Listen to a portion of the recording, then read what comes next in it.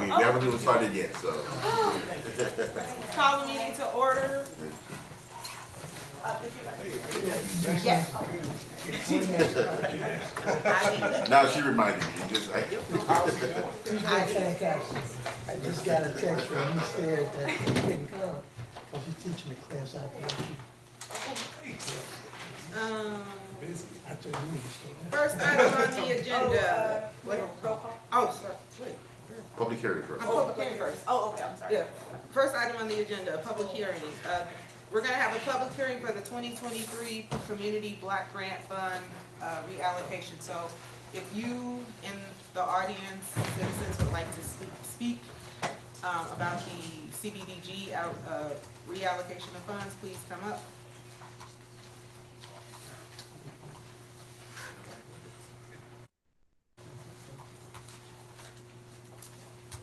All right, barring any speakers, I will close the public hearing. Can I get a motion to close the public hearing? Motion. Okay, did I get a motion to open it? All in favor? Aye. Any opposed? Ayes have it. Next, roll call. Councilman Sachsenheimer, Here. Councilwoman Cleveland, Here. Councilman Washington, Here. Councilman Evans. I didn't know Tony, okay. Councilman Evans, are you online? Tony? I saw him. You know, unmute.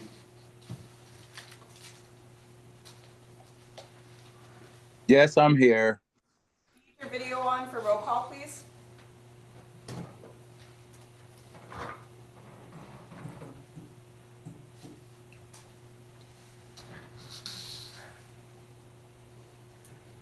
Councilman Evans, will you just turn your camera on? I'm trying to. Oh, you're good. Thank you. I just want to make sure you heard me. Yeah, I hear you. Oh, we got Julian too. I'm like that too, it takes me a while. Okay, I'm just gonna move on. Councilwoman Bore, Here. Councilman Roberts. Here. Councilwoman Valle. Here. Quorum. Thank you. Can I get a motion to approve the agenda? I make a motion. Did I get a second? All in favor? Aye. Any opposed? Ayes have it. Okay, appointment of city council vacancy. So tonight we have, I have an appointment that I would like to make to fill the late Councilwoman Shiver seat. It is Mr. Ed James, who is a resident of Ward 3. 40, almost 48 years. 48 year resident. 47, 48 years. So I am nominating him to fill the late Councilwoman Shiver seat. If he would like to come up and say a few things to introduce himself to everybody, They don't want me to do that. Might take a while when you get down there, you know. You got, when you got knees as old as you are. I don't know if I need it, but, good evening. Good evening. My name is Ed James. I've been recommended by a very good friend of mine, asked me to consider filling the vacancy on Ward 3, and a couple other people came up and asked me to do the same. I considered doing it. And I feel it's an honor to be able to serve the city. For many years I was on the Normandy School Board. And recently I was on the St. Louis County Port Authority, been appointed to the St. Louis Economic Council, and currently I'm the chairman of the St. Louis County Public Transportation Commission. And I tell people that once you sit on the other side of the table, you see things a lot different. So even though I've been in Normandy 40 plus years, my math is pretty bad, but even though I've been in Normandy 40 plus years, you know the city. And the bad part about it, you think you know how it works. And I think now this gives me an opportunity to really see the workings of how Normandy is. We have some good people, hardworking people, and if anything I can do to help move us forward, I'm willing to do it. So thanks for the opportunity, and I'm willing to serve. Thank you. Thank you. Well, I'd like to make a motion So, can I get a motion to nominate Mr. James? correct, you're making the So moved. appointment, you'll just need. So moved. And a second? Second. Roll call vote It's your call, or, wouldn't hurt. voice vote? Yes. Oh, Roll call. Roll call, sorry. I said Voice it, vote. and then I switched it. Yeah, roll call. okay, Roll call. Councilman Sachsenheimer? Yes. Councilman, Up there, man. Councilman Washington? Yes. Councilman Evans? Yes. Councilwoman Bure? Yes. Councilman Roberts? Yes. Councilwoman Hayek? Yes. Do I get a vote? Not yet. What'd you say? Not yet? Unanimous? Yeah. Yeah. Congratulations, Mr. James. Thank you. Thank you. Now you got to be sworn in. That's one. Yeah. Oh. Stand on the dot. That too. All right, will you please raise your right hand and repeat after me? I'll go slow. I, Edward James, I, Edward James, do solemnly swear do solemnly swear that I possess the qualifications that I possess the qualifications prescribed by law prescribed by law for the office of councilperson. for the office of councilperson. I will support and uphold the Constitution of the United States, I will support and uphold the Constitution of the United States, the Constitution of the State of Missouri, the Constitution of the State of Missouri, all applicable laws of the State of Missouri, all the applicable laws of the State of Missouri, and the ordinances of the City of Normandy, and the ordinance of the City of Normandy, and that I will faithfully demean myself and I will faithfully demean myself in the office of Council Member Ward 3 and the council member of Ward 3 of the City of Normandy, to which I was appointed, so help me God. to the City of Normandy, which I was appointed, so help me God. All right, congratulations. Thank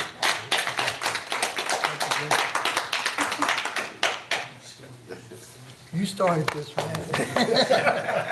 And you finished. I finished it, right.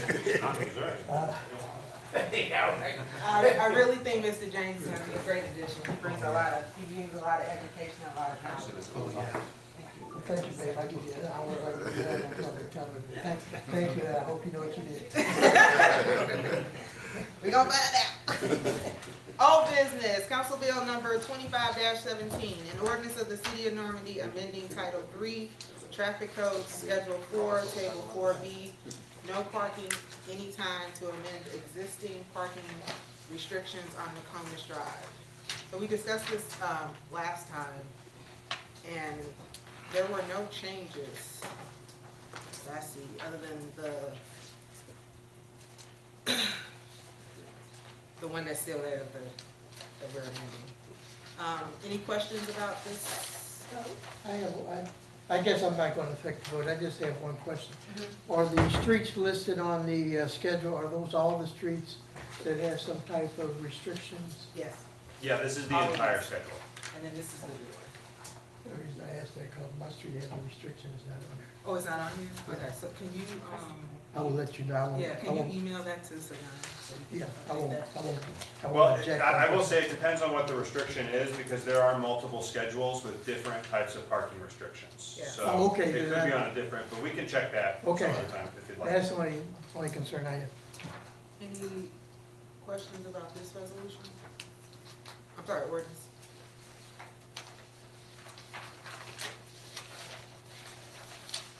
All right, can I get a motion to adopt? Motion. Second. All in favor? Aye. Any Aye. opposed? Aye. Ayes have it.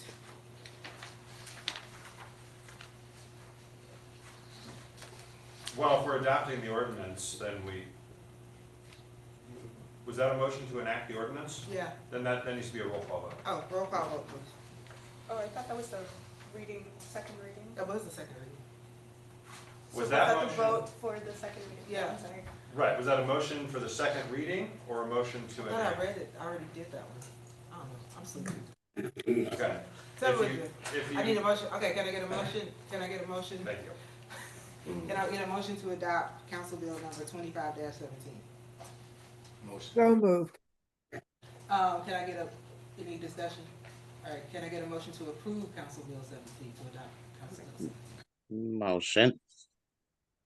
No, I'm really sorry, y'all. No, you need a roll. You hear me? You need a roll call vote, Yeah. yeah. Councilman Sexenheimer? Yes. Councilwoman Cleveland? Yes.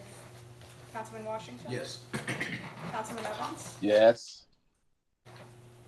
Councilwoman Boyer? Yes. Councilman James? Yes. Councilman Roberts? Yes. Councilwoman Bayet? Yes. Good? Okay, new business. Presentation of the audit. I believe in the, you guys, we received the audit, the full audit report in previous meetings, so we're gonna have Molly Malone come and speak to us about the audit. This is the first time we've actually done this, so this will be very eye-opening for everybody. So she's just gonna give us a rundown of what the audit says, recommendations and everything. So if you have any questions or anything, please hold to the, We usually come every year. I don't We've think, been last I don't year. remember, And you did. Less guys being here physically. I don't remember last year. That's how I was saying this again. I was like, I don't remember last year. Yeah, I remember they've the come year for before every that. year. Yeah, I remember the year before that, but I didn't remember last year. Okay, so just a brief little synopsis on the audit. I'm sure it's 39 some pages, I think we ended up on. I have a copy of it with me, actually. Yeah, 39, 40 pages of light reading. It's not interesting information, and we're gonna be looking at mostly as it like for a history lesson. So this is gonna be related to fiscal year 24. That would have been the last year that you were audited. I think just with the transition between Sam leaving and then we had Marty in the interim, and now we have a permanent city administrator. He had reached out to me and just said, "Hey, can you come give a little talk?" Marty hadn't scheduled that with us, so we'll go ahead and get you caught up, and then you can kind of get a little bit of basis for some older information. Unfortunately, at this point, but. So the city's financial statements, we did issue an unmodified opinion on those. That means that we believe under the modified cash basis, which is just a terminology for the type of accounting that you use, we believe that your financial statements were fairly stated. Meaning they didn't contain any material errors or misstatements which would cause the numbers to represent any sort of inaccuracy. That's the best audit opinion that you can have. So that is the city's third year since you resumed the audit process. We have achieved an unmodified opinion in that history so far. So that's like the best that you can be, basically. So I did want to point out that there is some information in here which is not audited, even though it is presented in the financial statements. That is a topic or a couple of the pages that are starting on page 27. In the actual report, if you have your copy with.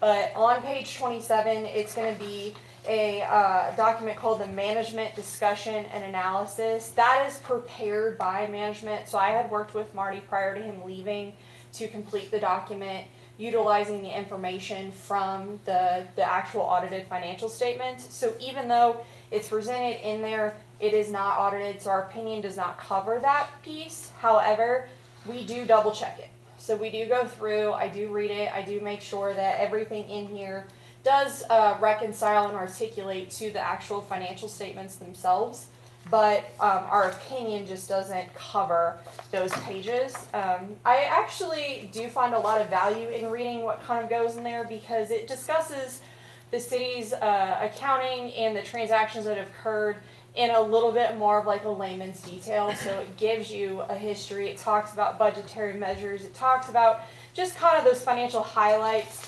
that especially a resident would find valuable because it breaks it down into what does this mean for us. instead of, 30 other pages of just numbers. I love numbers, but not everybody is probably as nerdy as I am. So, couple things that I wanted to highlight as far as the actual financial results themselves. In FY24, we finally have the TIF fund was closed. So because of that, that did result in quite a bit of influx of cash coming in to the city to be able to use for various programs. And I just have my notes down, but that resulted in about $50,000 coming into capital projects. And then both park and stormwater and economic development funds each were funded with about $470,000. So those were funds that were previously had been set aside in that development as tax that the city had collected, under whatever the agreement was. Once that agreement was expired or terminated, now those funds have become available, and the fund, it has been liquidated, and all the money's gone out to it's supposed to. But we did get to retain. It ended up being pretty close to like $1 million.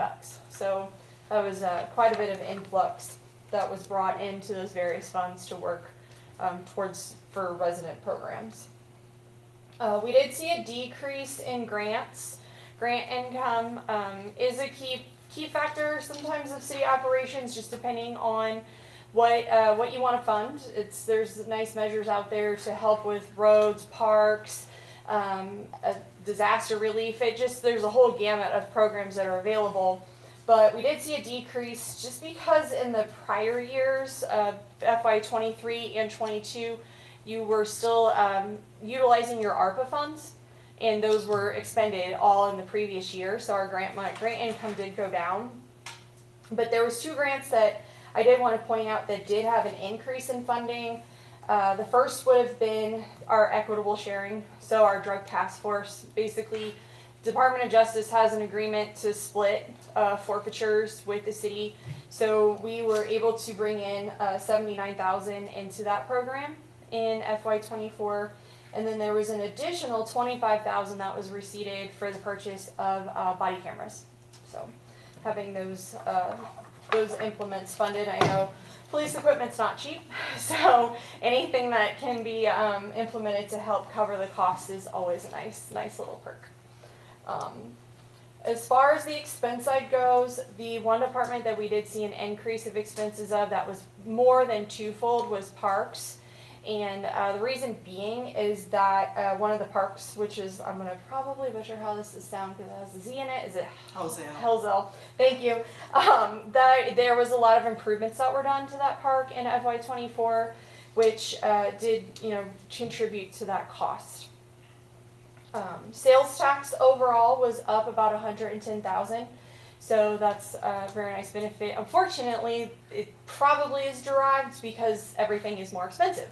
So if everything is more expensive, then the tax that you're collecting is more, but everything that you then need to buy is also more expensive. So it's going to come to fruition eventually. I was kind of impressed with that much of an increase. A lot of our other cities have been more stagnant in their increase. So $110,000 when you're talking, really that was on probably 1.4 million is a pretty significant number as far as your sales tax goes up. The other area that we saw a larger increase in revenue were building permits, and that's 100% attributed to the USDA site. So that was probably twofold. I think when I looked at it, it went up quite a bit from all of the construction things that they had applied for. And then the other thing I wanted to point out was just our unrestricted cash for the year did go up about $738,000. Majority of that is attributed to the release of the TIF funds that were previously restricted, had to be kept aside for that specific use. With the closure of those accounts, we were able to bring that money into all of the city's funds. So we now have a larger unrestricted balance. From where we started back when we started auditing in FY22, there was a couple findings at that time. A few things had carried over as Sam tried to basically tackle one thing at a time. So we did have 2 findings still that were related to the set of financial statements. The first was just for a documented set of internal controls. The second was just lack of overall risk assessment, especially as it pertains to financial reporting. Both of those are completely resolved. They had already been taken care of actually back in January of this year through the adoption of an accounting processes and procedures manual. But unfortunately, because it just wasn't completed prior to the end of the FY24, we would have still had a finding, but the response that is provided in there essentially says, hey, we already took care of this. It's already taken care of, we're good. The only thing that I would kind of advise going forward with that, and I kind of talked to you when I was on the phone, is just because you've had changes in personnel and people might not be doing the same things that was previously documented in there, just going through it and just updating it and saying, you know, we've had, with Sam being gone, then you've had an interim, now you do have a new permanent city administrator. It's possible that some of the duties and whoever was assigned to those that was in that accounting manual, maybe they're doing something different because it's, you know, we had to switch roles or we had to reassign things. So it's always good once a year, usually around budget time is kind of helpful, or you can do it opposite of budget time. So that way you're not as busy with trying to cram so much stuff in the same time period, but just looking at that manual and saying, hey, is this still what we're doing? And just updating it, you know, as you need to go. But overall, great job. I'd like to thank Sam, even though he's not here anymore. He really was beneficial in getting the books really back on track and kind of setting, I think, up a good basis for you guys to move forward. And it's been leaps and bounds better than I would say over the course of the time that we've been here. So, anybody have any questions? Any questions? All right, thank you very much. All right. Thank you. Thank you.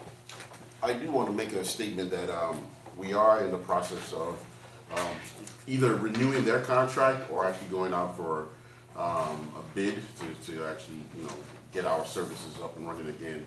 And we do want to secure this before the end of the year so that they can get working by January. So.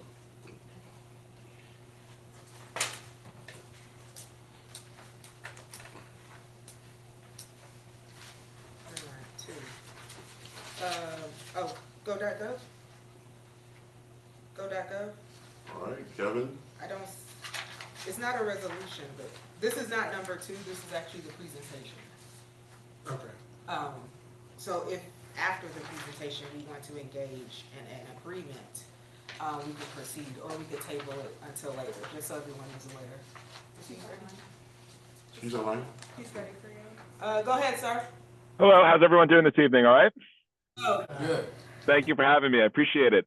Yeah, so we're just going to spend a couple quick minutes discussing a resident notification software for the city. Basically a tool to help you as the city reach the folks in the community for all sorts of stuff that you have going on. And the approach that we take for this is to help y'all offer the residents a variety of what I call channels to hear from you. It's 2025. I think even this call is a great representation of there's all ages and demographics, and we all have different tech preferences. So what we want to try to do is offer you a solution through which residents can have a variety of ways to hear from you. Those are going to include push alerts through a City of Normandy branded mobile app, text messages, emails, checking out your Facebook, and even possibly voice phone calls as well. And the way that we go about it, one of the focal points we're going to do for y'all is build a City of Normandy branded mobile app. So branded meaning you'll name it whatever you'd like, and that's how you'll promote the whole concept to the community. So for example, this is Centralia, Missouri. They call their app Centralia MO. These are available in both the Apple app and Google Play Store. This is the City of Charlac. We just, our most recent customer in Missouri, they call their app City of Charlac. This is the City of Holt Summit. Can you hold on a minute? Are you showing us your screen? No. Oh, you know what? That would probably help, wouldn't that? Oh my gosh, I'm so happy you stopped me. Thank you so much. You know what it is? I had hit the button, but a little too soon, so I canceled it. I'm like, oh, not my turn just yet. Wow, thank you so much for saying that. So anyway, these are the apps. We're going to build y'all your own branded app. Centralia, they call their app Centralia MO. This is Holt Summit. They call their app Holt Summit Connect.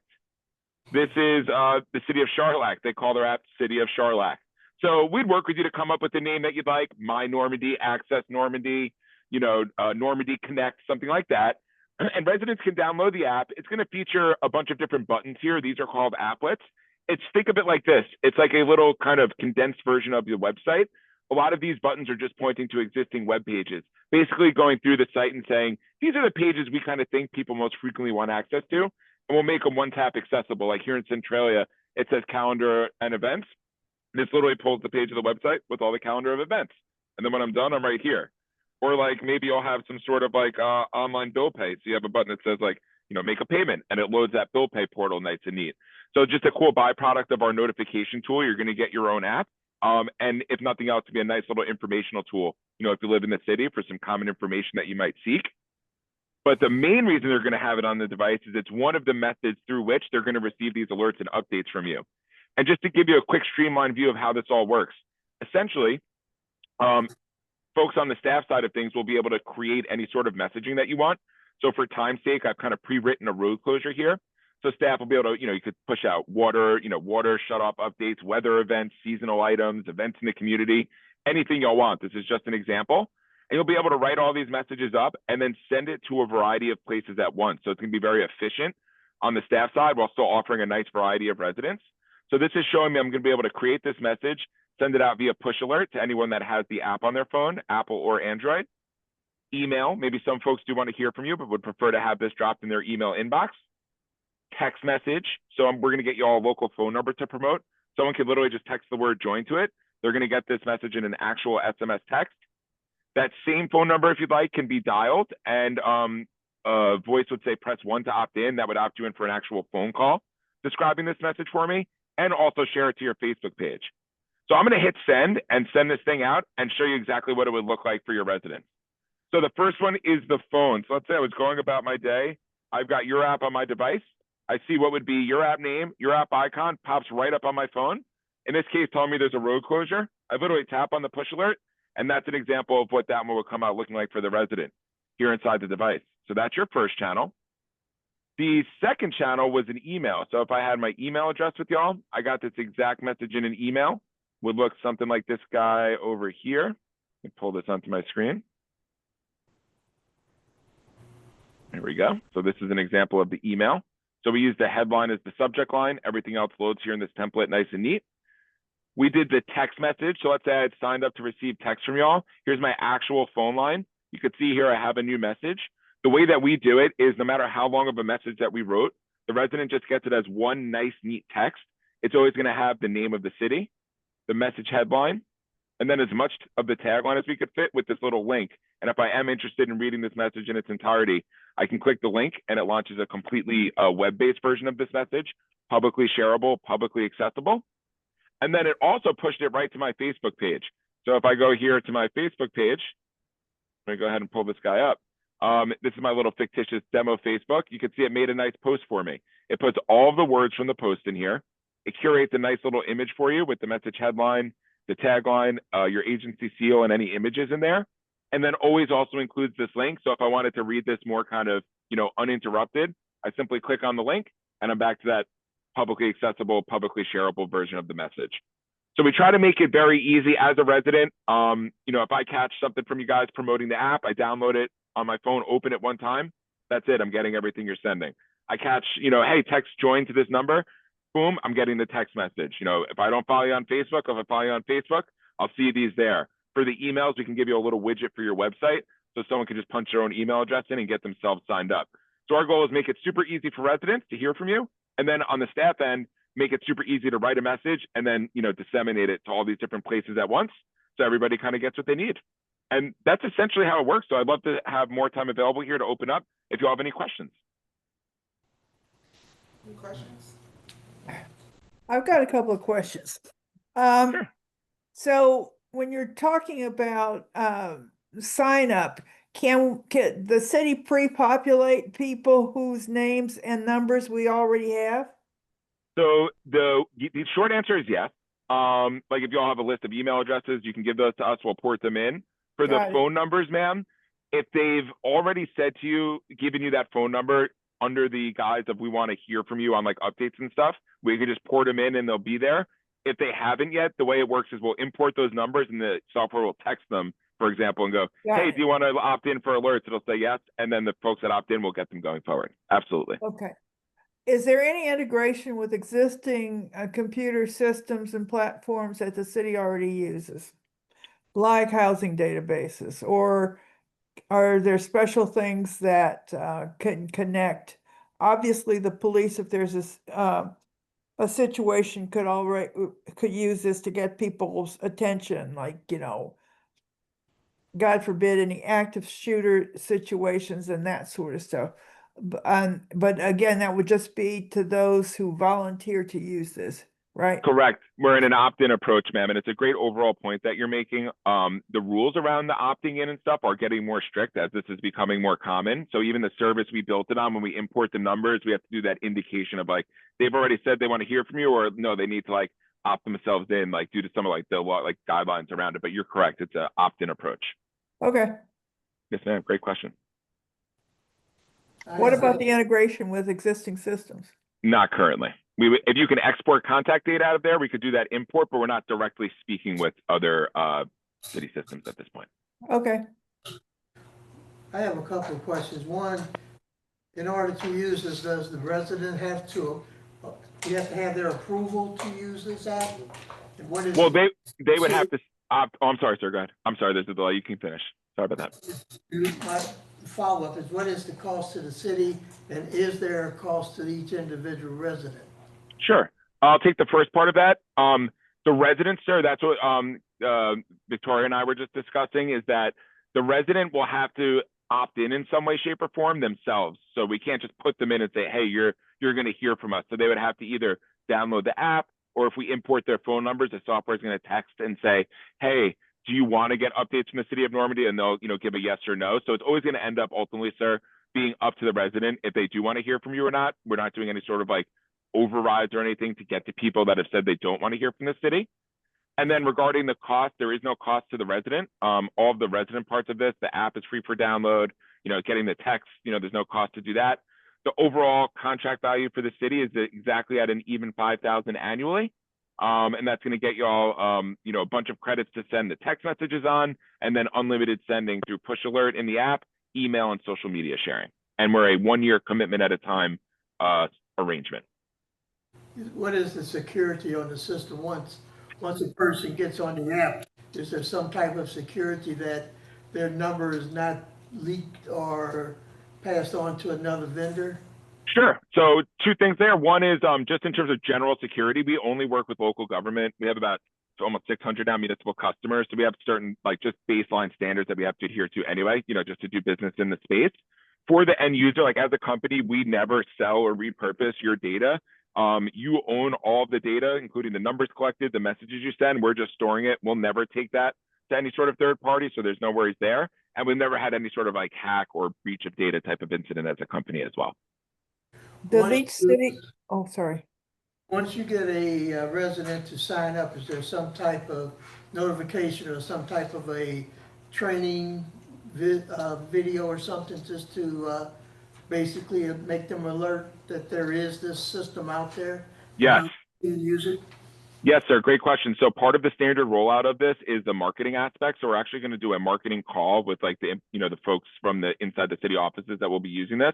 And we're going to get you all a variety of different like graphics and content to help promote this to people and let them know that, it's available and how they should check it out and why they should check it out. One of those pieces that we have, sir, is a little short video that y'all could put on your website that would incorporate your branding into it as well. And that's all included in that annual fee. We don't do any like additional cost for any of these items. My question is about the storage of the data. You say that we own it. Where's it stored? If it's on your server or ours? This is all in the cloud. We host it all for you. Our whole infrastructure is hosted on Amazon. We keep everything, they're all US-based data centers, but nothing stored locally at the city. Everything, stored on, on our servers. However, you are able to in our standard agreement, like once a year, if you want, you could get a backup. So like for this product, that really just lends itself to your messages that you sent, but we could certainly give you guys a backup to store and save locally once a year if you'd like. And there's no cost for that either. And it's not a dedicated server, it's a shared server, right?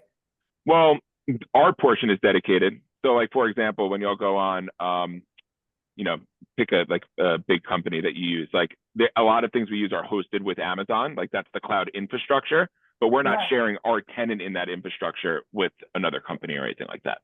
But in your company, are all the cities that you manage stored in the same server? Or are they partitioned in any way?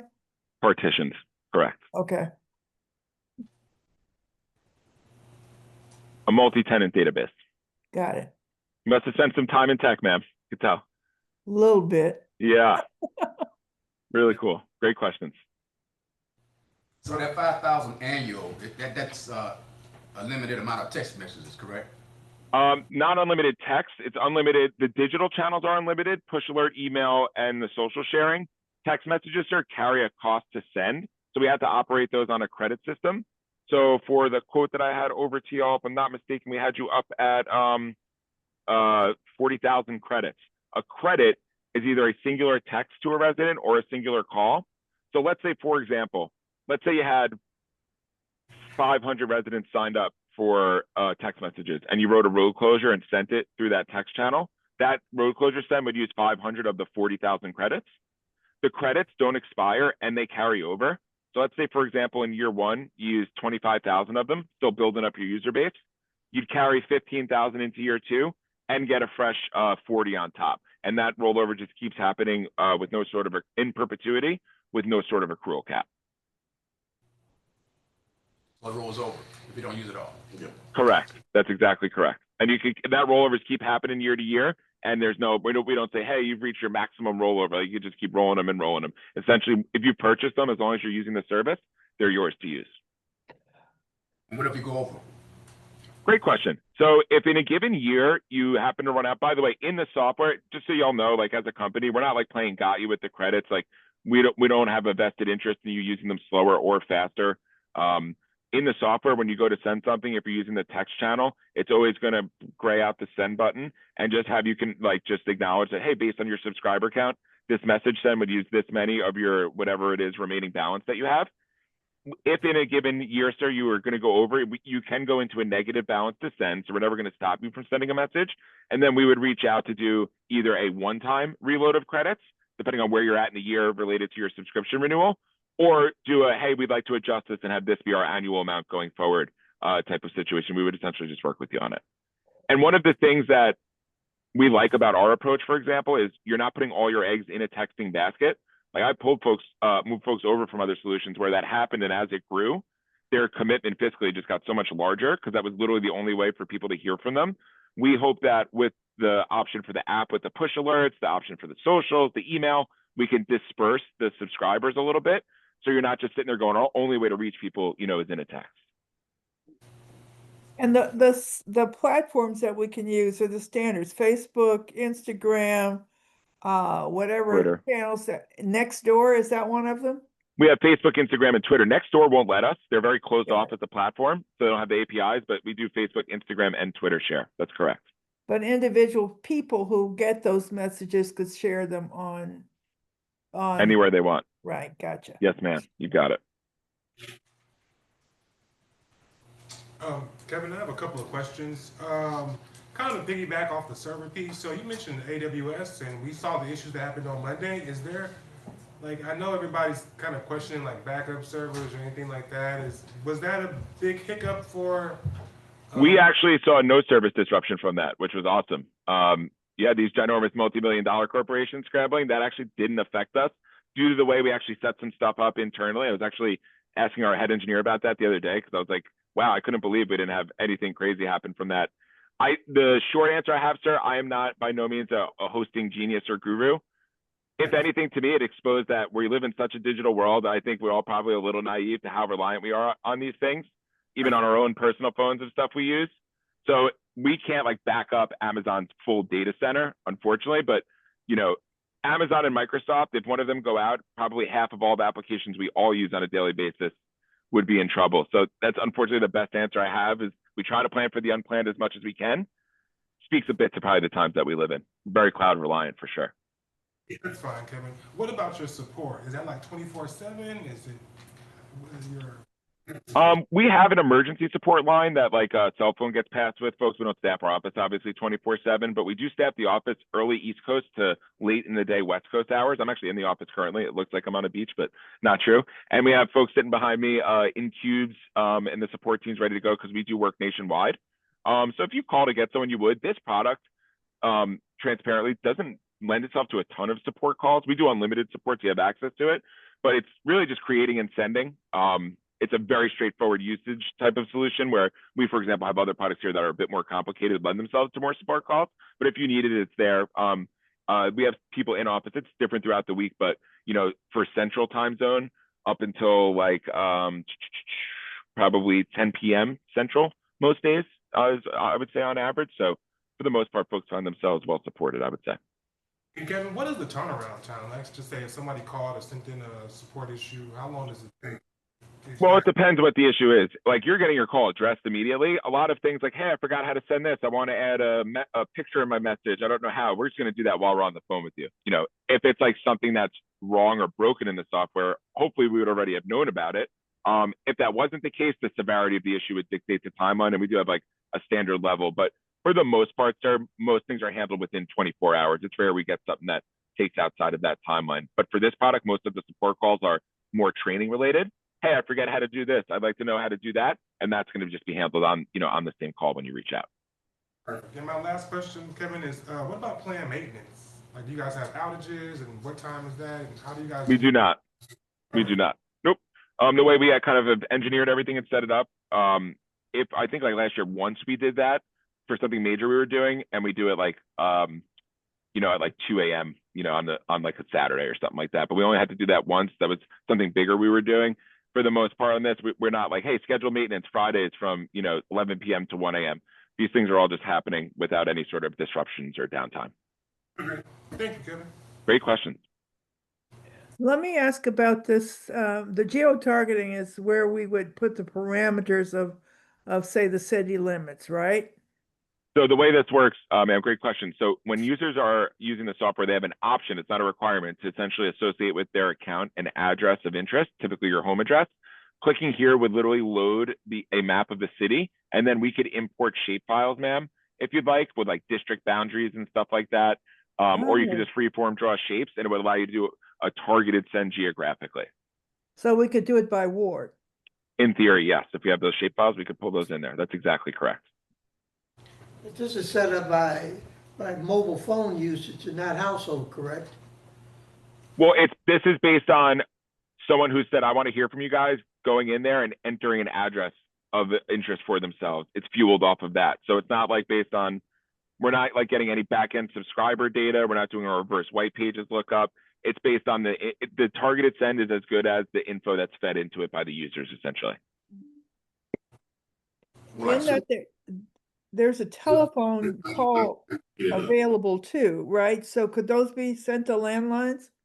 They can be sent to land. That's the main use of the phone Okay. option, is going to be landlines. We had, that got built. The text and calls got built because we had customers. Our product didn't have it for a while, and it was doing really well. But some community makeups demographically, they're like, hey, I got 40% of my folks here are over a certain age and only have a landline. So that's exactly what that's for. And for the calls, ma'am, there's a field that says voice transcription. Basically, I just type in here what I want said on the phone, and you could do a preview here so you could see what it sounds like, and then it will dial those numbers and transcribe whatever you've written in there. So you can be nice and concise on a phone call. Whereas an unlimited text field, you might provide, you know, some more extraneous detail. Okay. I saw that there was a CRM, kind of a two-way communication. Yeah, so this is an add-on for a different product we have. You'd have to have our CRM module, which is like a 311 report a concern type of thing. And if you were on that module, then you could put like a ask a question button on the bottom. It would come in as a trackable ticket. That was not in the quote or the demos that we have done. It's not to say we couldn't look at it, of course.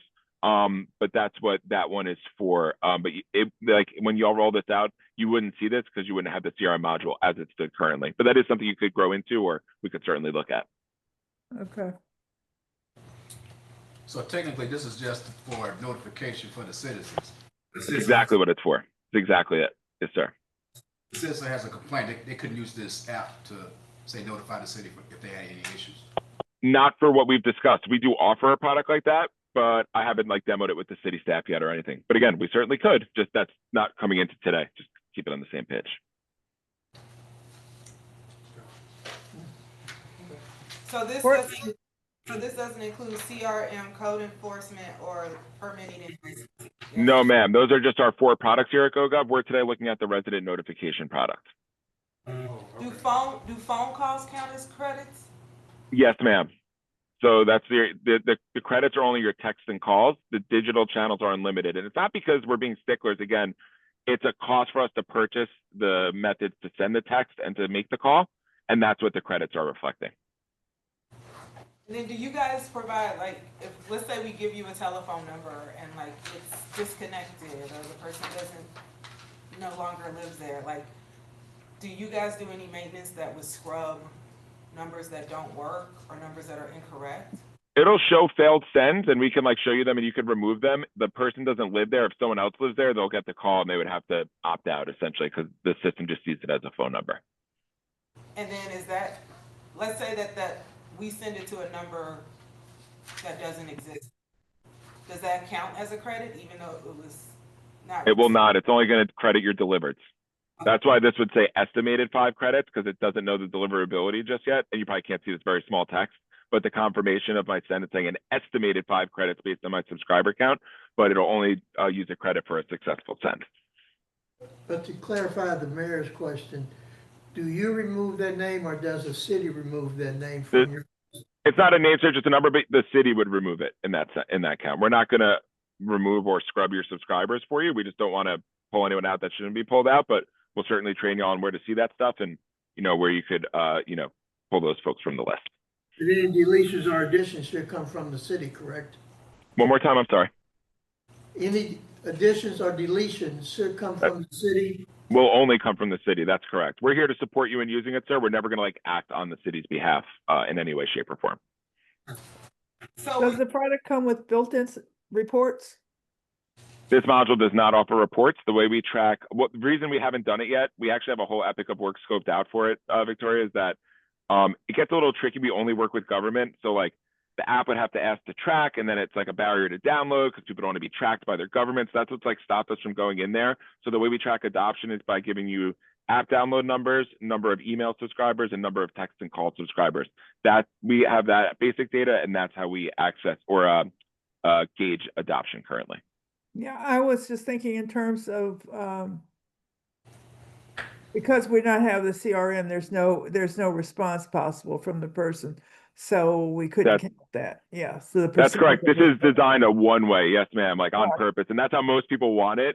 Quite frankly, this is not used as much as we hoped to when we built it, but a couple people do. But for a lot of times for this product, when people are thinking about this project, they're like, we're trying to do a one-way push, not necessarily a back and forth debate. They have other forums for that, like your Facebook or whatever it might be, but it's just a one-way currently for this module. Yes, ma'am. Just a ballpark figure of what the CRM thing costs. Give me a second here. Ballpark is about $4,800 annual. Okay, so it would double the price of what we're spending. Mm-hmm. Okay. It's on that module, ma'am, has like 3 main components. You're getting the branded mobile app, you get an iframe for your website for submission, and then it's got a whole staff-facing work tracking and ticketing system that goes along with it for the folks to track them out, just to give you some context to the dollar amount. Got it. Yeah, that's sweet. can you go back to the credits again? How much is it to purchase additional credits? They scale at that exact rate. It's $800 per 20,000. What was that again? $800 per 20,000. And then for city personnel, like on average, how long do your current municipalities say that a dedicated person on staff takes to use or want to be trained on it and then to use it like on a daily basis? Like how long does it take to get trained, you're asking? Is that the question? Would we need one dedicated staff person to manage? That's going to be up to you, man. We do unlimited users. It's not like this type of system doesn't need maintenance or upkeep. Literally, how often you want to get on there and send something would be how often the folks use it. We do unlimited staff users, and some of our customers, they have one person that does it. In other places, they have like 10. They give it to all the department heads. So that will be a city decision. Pricing wise, it doesn't change the cost. Unlimited user accounts, unlimited training, unlimited support. So that will be something that will be totally up to you. Does it change the cost if you train more than one person? No, unlimited users with the unlimited training to go along with it will not change the price. What's the other question? I think that was it. If we wanted, and if we use that geo tagging that and broke it into wards, there would be a possibility. We have 8 council members to send out ward updates, ward meetings, that kind of thing as notices. Sure, of course. That's a great idea. That would be, and again, totally a city decision. If that's the route y'all wanted to go, certainly the route y'all could go. Absolutely.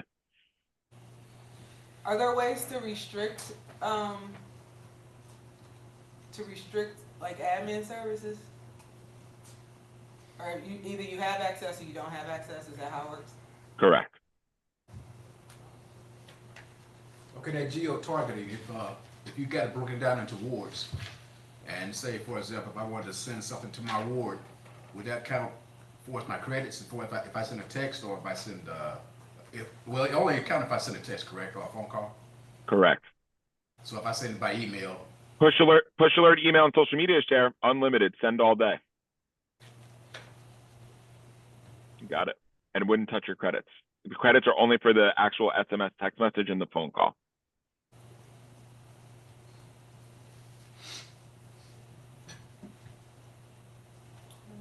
Any other questions? All right, so any other questions online, council members? Nope. So we don't have to do a resolution today. We can. It's up to you. If you guys want to research a little bit more, get some more information. The resolution basically approves the purchase at that $5,000 rate for go.gov. I do want to mention that this is my recommendation, that Go ahead. That I did actually look at also other products out there, and then we did get numbers, other quotes. Theirs was still the most competitive, number one, and they also had a wider range of municipalities that they've worked with. They were also private push-to-text type of companies that did not focus on government. They are the only ones who really focused on government. And the others that focused on government were more startups, so meaning they were just new companies in the industry. So just based off all those metrics, I felt this was the best. And also too, we do have, it's only a yearly contract. So if after a year we feel like we wanted something better, we can always change. And then also too, the text messages, all of them did charge for those text messages. Text messages were not unlimited. There was none that was giving us unlimited text messages. So it is, they gave a good deal in terms of those numbers. So that's what my recommendation is. And yeah. Oh, and also to the rollout, if we do adopt this, we wanted to make sure that every time a citizen had a point of contact with the city, they were being notified that this app and this product existed. So whether you're getting a permit, license, or you're going to our website, all those platforms will always be advertising and telling them, hey, we would like you to subscribe. So that kind of pushing this so we can get more people on the platform, because it's only useful if we get more people on it.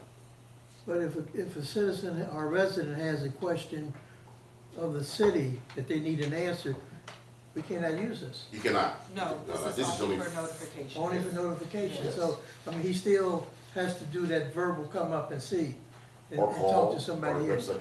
But Yes. shouldn't this be done at a regular meeting as opposed to a work session? Since we're I think so. I mean, what I'm saying, since we are taking a vote, Yeah, we don't shouldn't have, be- you don't, we don't need we don't have to do a motion. Right. We can wait until, wait until the regular yeah, so meeting. we can table, table it until, Mhm. we can move it to the, what's the next? Well, we gotta figure out when the next meeting And is. it should be the first of November. What is your startup time after this resolution is approved? Or he's gone? No, you still there. It says a few weeks, that's what it Few says in the weeks. packet, yeah. I'm here. Was that question for me? I'm sorry. I was just letting y'all chat. I didn't want to interrupt. He said, what's the rollout time?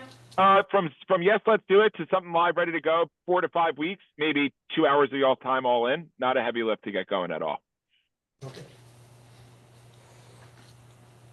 So this is, yes, Sagan's recommendation, and there are communities around St. Louis that use this, yes. So, if someone wants to make a motion either to, move it to the next workshop date, which we don't know yet because our next one is on Veterans Day, or to, engage, it is at the leisure of the council. Me personally, I like to engage. You like to engage? Yeah. You would like to engage tonight? Some other questions that have to do with the city and our current systems, because I did ask for possible integration. The city uses iWorks, I believe. Is that true? Yes. Okay. At some point in the past, Normandy had a notification system that was directly connected to and probably by the same company as iWorks, but it was discontinued at some point within the last, I'd say, 2 or 3 years. So I want to know a little bit more about that pre-existing program, how it worked, and the comparable cost to bolting it onto our existing system. The program that you're saying was discontinued? Yeah. Do you know anything about that, Kiana? So I know that we did have text message capabilities through Civic Plus, who manages our website. And I know that with this most recent renewal, unfortunately, that was not included in that package. That is an added fee. The most recent renewal that we did with Civic Plus was focusing on web accessibility, so addressing ADA compliance and DOJ compliance. So we no longer have that capability of texting through the website. And we were limited to 5,000 text messages. No, the question is, was it integrated with iWorks, and you said no? So even meeting with Civic Plus, they have a tool that's very similar to GoGov. From my understanding, most of these, one-way communications do not integrate with other softwares. And so you'll see that consistently with most companies. So it will not integrate with iWork. And the one we had previously only had 5,000 Yes. text messages instead of 40,000. Yes. Of course, is this, Charles Lack, is that what he said he has a customer with? Charlotte. Charlotte, is that Missouri? Yeah. Right around the corner. Them to see what their experience been with this company? No, I did not contact So in other them. words, we going on his word and not any of their customers? I do know that there's some other cities that use them. I already asked about the service quality, but preferably, and even previously, my previous position, I have been looking at companies like theirs and theirs specifically. But no, not having take their word from another city. No, I haven't. Yes. Kevin, I have a question. Like just certain like clients or whatnot, they want to see the product. Is there like a lower environment where you can look at the, what you plan to put out before you put it out there? You guys have trials, or? Does that make sense? Like a lower, like a. There is no trial for this type of solution because when you think about what it is, you got to put something out there, put effort and time into marketing it, getting people to sign up. As bluntly as I could say it, is like this product is not complicated by its design. Like you're literally writing up a message and then delivering it to someone. There's not much more to it than that in a good way. There's not, for example, if y'all were on like the service request management, now we've got like ticketing coming in, there's different types of issues, what type of data do we collect, who do they get assigned to, how long should they take to complete, there's all sorts of stuff that goes into that.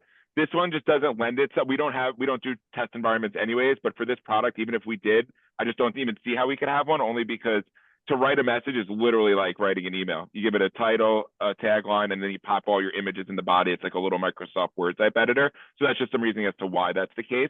And then also the resident facing nature of it. You know, you got to really put some effort into getting the word out there. So that's just type of stuff typically doesn't lend itself great for a trial, because then if you don't like, you're like, just kidding, we're going to take that back, and then, you know, put something else. So for that reasoning, that's why, just to give you some context. Yeah. That's why. Yeah. But the CRM solution is a two-way conversation that we could at some point in the future consider, because we do need that two-way communication, in my opinion. Is the I'm happy to show you on a demo, ma'am, anytime. Anytime. We Okay. do them on Zoom, whenever you'd like. Yeah, I'll contact you. Sure. Even if it's just for information gathering, happy to do it Yeah. whenever. Yeah. The additional cost would be, you said double, 4,800 48 additional, plus the 5,000. huh? So it'd be 9,800 for both. Correct. But while we're speaking on that, I would recommend that we will be looking for a product or software that actually does all of it. A CRM system, a code enforcement, and a permitting and licensing. And like I said previously, I've worked with different companies that does that. There's like SmartGov that does the same thing, and they've actually sent me an email. They would like to sit down with the city to talk about their product. They do the same thing. So if we were going to be, you know, doing this, we don't want to piecemeal the products we're getting. We want to make sure that we're doing a holistic, you know, approach to this, so that the city can serve the residents a lot better, and we know what we're getting, and we're actually also getting a better pricing too. So those are the things I want us to consider, because yes, absolutely, myself and the mayor have already talked about a CRM system being required. Right now, Rick still does everything manually, right? We need to change that. The previous city we did update that. You can have, you know, digitalized systems where you can go out there with code enforcement. Everything is all on the computer. But at this point, the task that was given to me by the board, by the council, was to get a notification system. So that's the reason why I did this. So this is a response to our improving communication with citizens. I think this is great. Yeah. If we think about it, with This any is- technology, they roll out versions. This basic at first until people, the customers, Get the used to it. clients get used to it, and then they roll out features of different versions with more. I think it'd be too much or overwhelm our citizens to have all that, you know, right, versus to roll out different features maybe every year and, you know, see And how. one of the things that I was concerned with was just, is not overwhelming the staff. Right, that part too, You know, so exactly. not overwhelming the staff. So, and the one thing that I do like about it is that you can put everything on one, and then you just hit send. You don't have to go to Facebook and log in, and go here and log in, and go here, and it's all in one spot. Now, that doesn't help with the board outside, because that's a whole different animal, but, at least you But I like wouldn't have to go to different, yeah, Yeah, it's very streamlined. right. And this will be a task for the new administrative assistant that we're hiring. Definitely, that just to make sure they man this software, to make sure that the information is getting out whenever it is. I would not like to have this in every department head cannot have access to this. I rather want to have it centralized, whereby department heads are giving information to one person to send out, instead of everybody sending different communications at the same time. That's smart. And you can calendar these communications. You don't have to send it today. We could create. Pre-schedule. Yeah, pre-schedule with a communication plan. We look at the city as we start to build events like this shredding event. We could let those people know as soon as we plan it, we put it on the calendar, and we can send it out, you know. And sometimes it helps to send out more than one message about the same topic, because people need to sometimes be reminded of things. So those, and particularly if we look at things like the snowstorm that we had last year, this would be crucial in communicating to people where the snowplows are, when we're going to get to your street. Those kinds of messages that keep people connected in emergency situations. Okay, so, if you guys would like to, you said you wanted to, I make a want motion. to. You gotta make a motion. I make a motion to acquire GoGov. Oh, wait, I'm gonna do that, it's a resolution on the, can I get a motion to, well, you did that first. A motion to approve resolution number 25-50, a resolution of the city of Normandy approving an agreement with GovGov Inc. and authorizing city officials to execute same on behalf of the city. Motion. Can I get a second? Second. Can I get a vote, please? Voice vote? All in favor? No, Abstain. No, no. Hey, I can explain. I just don't think we have enough I information. didn't get the, wait, I didn't go to the ayes yet, so you're a little bit ahead of me. Who's in Oh, favor? okay, gotcha. Who's in favor? Aye.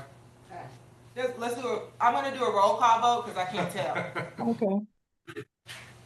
Councilman Sachsenheimer, No. Councilwoman Cleveland, Yes. Councilman Washington, Yes. Councilman Evans, No. Councilwoman Gore, No. Councilman Roberts. Oh, I'm sorry, Councilman James, Abstain.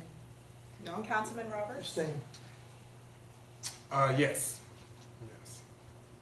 and Councilwoman Baye. No,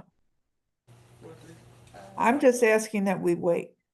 Yeah, same here. I would like to wait, take a closer look at it before we approve this. I mean, One abstention, so the abstention. Same. And Councilwoman Valet, what, you say you would like to wait. What is your reason behind waiting? Because I think we need to have a conversation that includes more people than just the council. I'd like to roll it out, this whole idea the regular meeting where we have more attendance and so we can get some enthusiasm for people. I think it's a great product. I think that it'll be very, very useful and it's a quick startup. So I have no objection whatever to the acquisition of this product. My concern is timing. Okay, that's fair. We can still put it on the Yeah. agenda for next Yeah. week. My- Yeah, my- Okay, just so let's wanna- do that. Can you make a note to put the GovGov discussion on the agenda? My extension Regular was meeting or workshop? basically Regular. Regular Yeah. meeting. two reasons. One, to check with Charlotte to see their experience. And two, this should be like Councilperson Valley said, this should be done at a public meeting where, you know, you take the votes and stuff like that. All right, sounds good. Where am The product sounds good, it's just that I think we need some additional information at this time. 2551. 25. Resolution number 2551, a resolution of the city, oh, sorry, thank you, Mr. Thank you.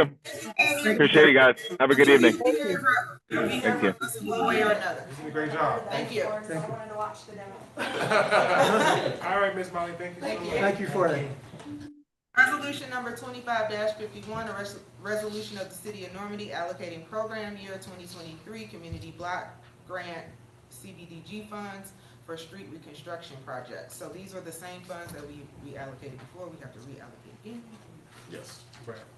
Yeah, as previously mentioned in the last meeting, this is just to reallocate 2023 funds of the 66,000 to the streets of Dartmoor and Plymouth.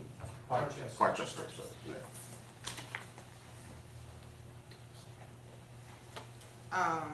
Any questions about resolution number 25-51?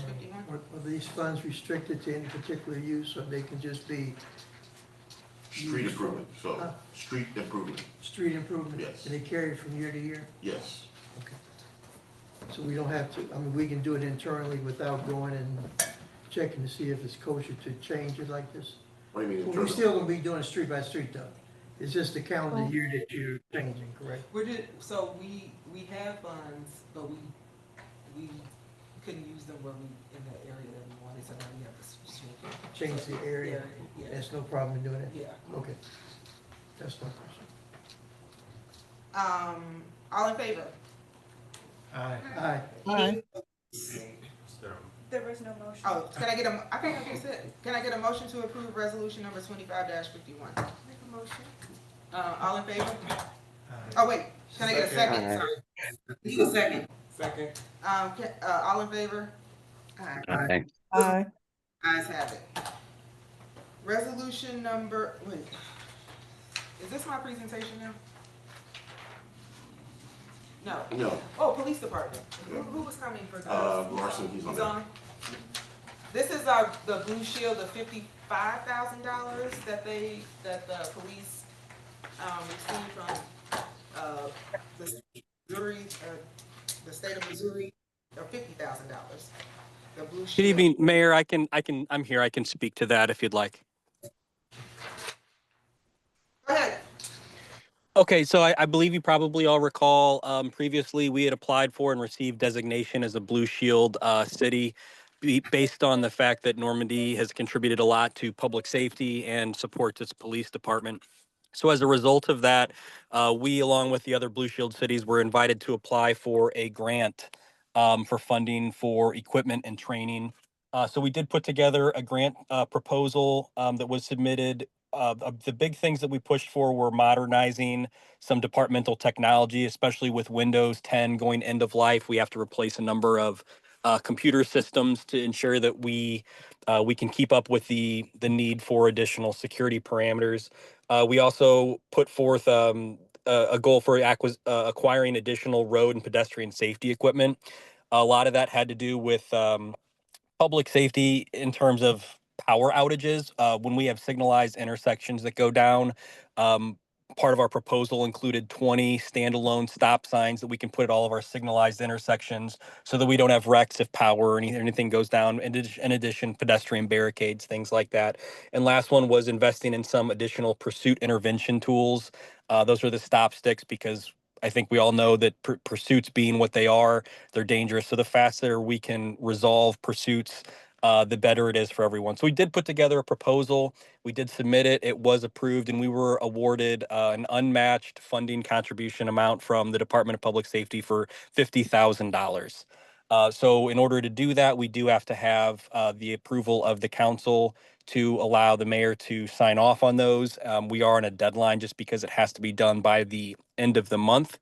October 31st is the last day to submit the award documentation.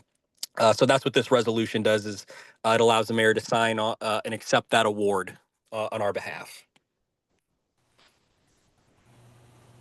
Any questions?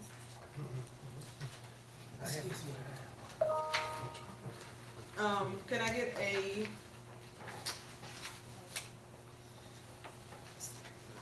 motion for resolution number 25-52, a resolution of the city of Normandy authorizing the mayor to accept a Missouri Blue Shield Grant Program Award from the state of Missouri's Department of Public Safety and Office of Homeland Security. Make a motion. Can I get a second? Second. All in favor? Aye. Any opposed? Ayes have it. Thank you for getting that grant. Not a problem, Councilwoman. Thank you for approving it and for supporting us in those efforts. Thank you. Let's see. Okay. Can you give, oh, you know what? I'm not even in the meeting. Show the presentation. I just forgot that. What did you tell me to do? Go to the link, go to. Yeah, you just need to be on the Zoom and then you can share. Okay.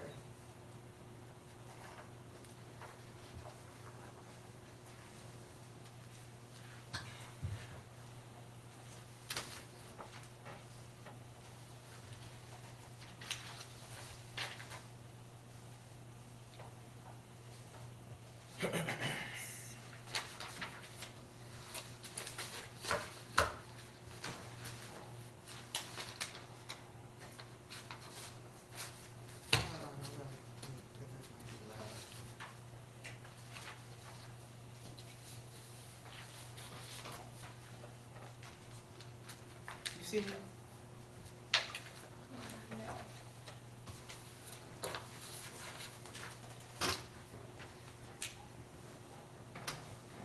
What about now?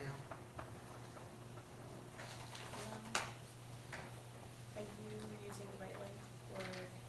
Oh, it's coming up.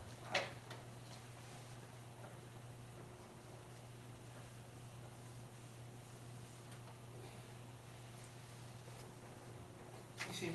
Recording in progress. I would do your laptop.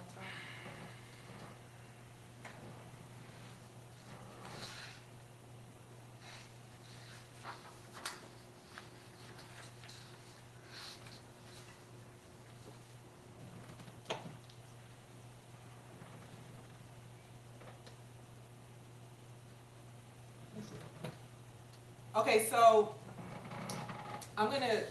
one of the things that we discussed, since we've had, since,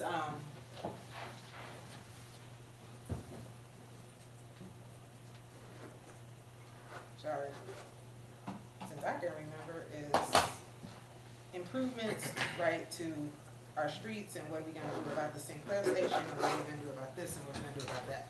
So, in 2024, we went through two major, well, three actually, three major, how do I play this?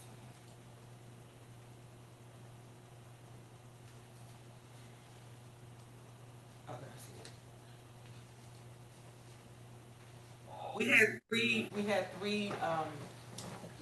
We had three assessments done. One was a facilities assessment, one was a street assessment, and the other one was a survey, right? So we were collecting data, on what citizens wanted, what we needed to, and what we needed to improve on. To my knowledge, that had never been done before, with the city. So it was quite a improvement to the part where we were, trying to collect data to see what was happening in the minds of our residents and also what was actually happening in our cities instead of saying, I think this needs to get done and everything. So this information right here is from the City of Normandy Citizen Survey. This is the crosstab analysis. And if you look, this ranks the priorities of importance of what citizens see as important. And we've all heard this when citizens come up, right? The streets are bad, we need to do something about the streets, and everything.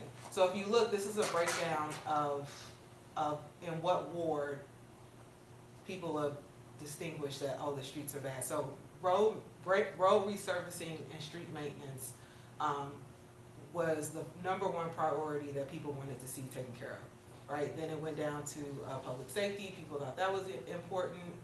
The next important thing, economic development, code enforcement, and then last but not least, but park facilities and community events.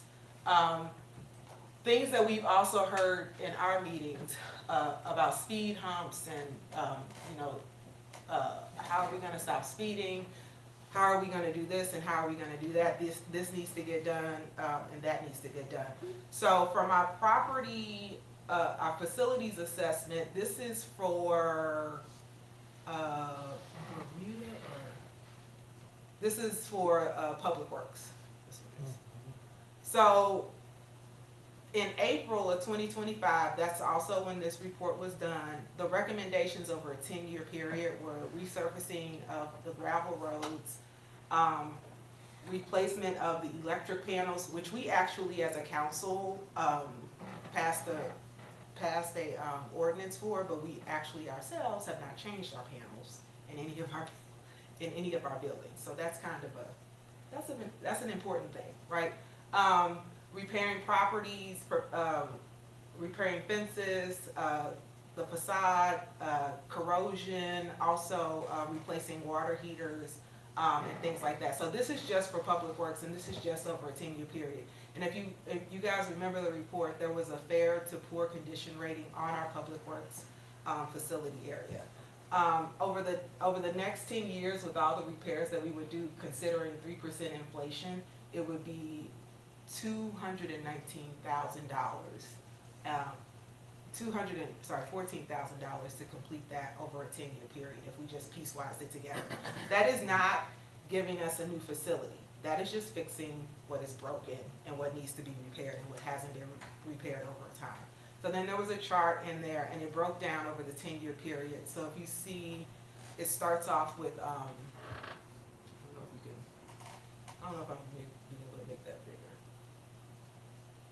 I don't think I can. I need glasses to see it.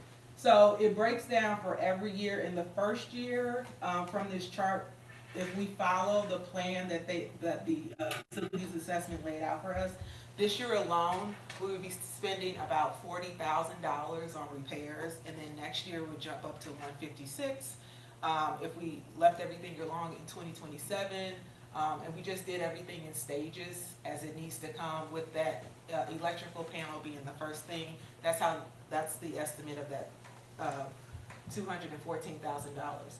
This is for City Hall. So in City Hall, there was a fair condition rating, right? We have problems with stormwater damage.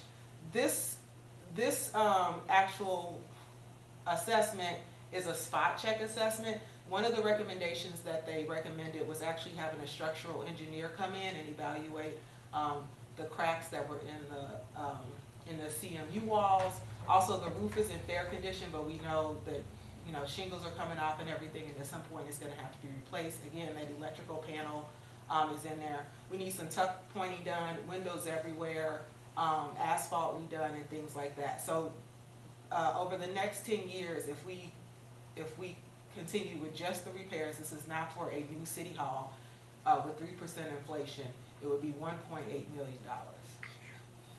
That's not a new building. Okay, so the first year, which would be this year that they estimated, we should redo that panel, and then it broke it down into phases.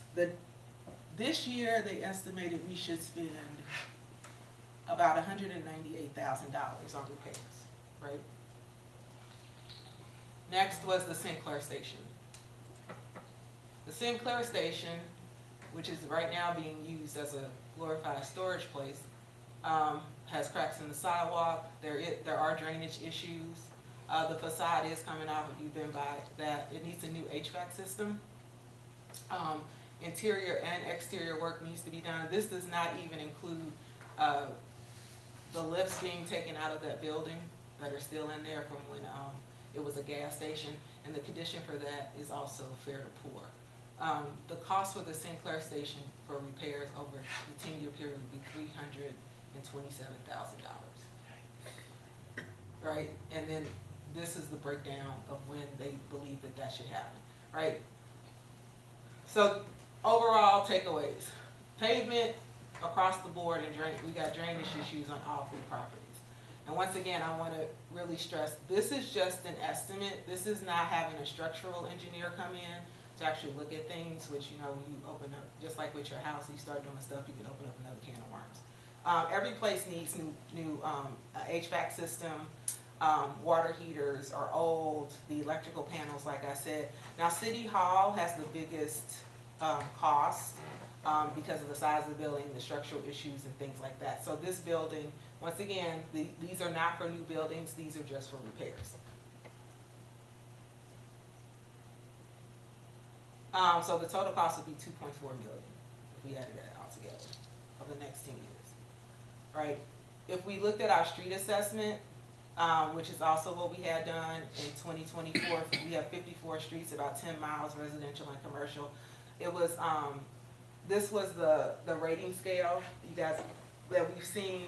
It's a color chart that was in the report, and these are the streets out of the 54 streets. These are the streets that were orange, so it's like the really bad ones, moderate, and then these were our good ones. So 4 out of the 54 streets that we have, and you can see that total at the bottom. That's the total for repair for all of it, about $4.4 million, right? Altogether would be about $6.8 million. That's what we'd be looking at. So this gives us an idea out of all 3 of these. Actually, out of all 4 of these facility assessments, what can we do, right? We just went through the budget and everything. We have seen that revenues and expenditures, like Molly was saying, when your revenue goes up, well, your expenditures go up too. The thing about about piecing together, projects, is that you never get really everything done, right, at once. It's gonna be partly here and partly there, and then can we do all of it? And then while you're doing that other thing, something else has to wait. So we're really competing with our own projects, when it comes to it. So our options are, we can continue to do that, right? We can continue to look at our budget and to pull from our general fund and to pull from our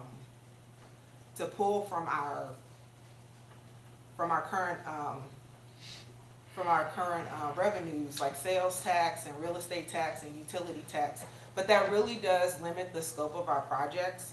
And we also will be competing with our operational costs, right? Because operational costs are gonna go up just like this. And these are estimates from 2024. So I wanna stress also that over time, you know, costs of materials go up, cost of labor goes up, you know, that inflation cost carries over. So we can continue to do the same thing that we were doing, like using our general fund and waiting for revenues to come in. The other thing that we often do too is we apply for grants, right? The thing about applying for grants, they're restricted, right? Or they're matching. So we have to decide, even when we have that revenue, well, where are we gonna put the money, right? If it's a $25,000 matching grant, okay, so that means that we're not gonna have $25 because we have to match it with something else. So you're really just kind of like playing catch up with yourself. And like I said, we have never done this before, so we really want to take a good look at this data, and see what the professionals are telling us that are important. And these also, once again, are not for new buildings, right?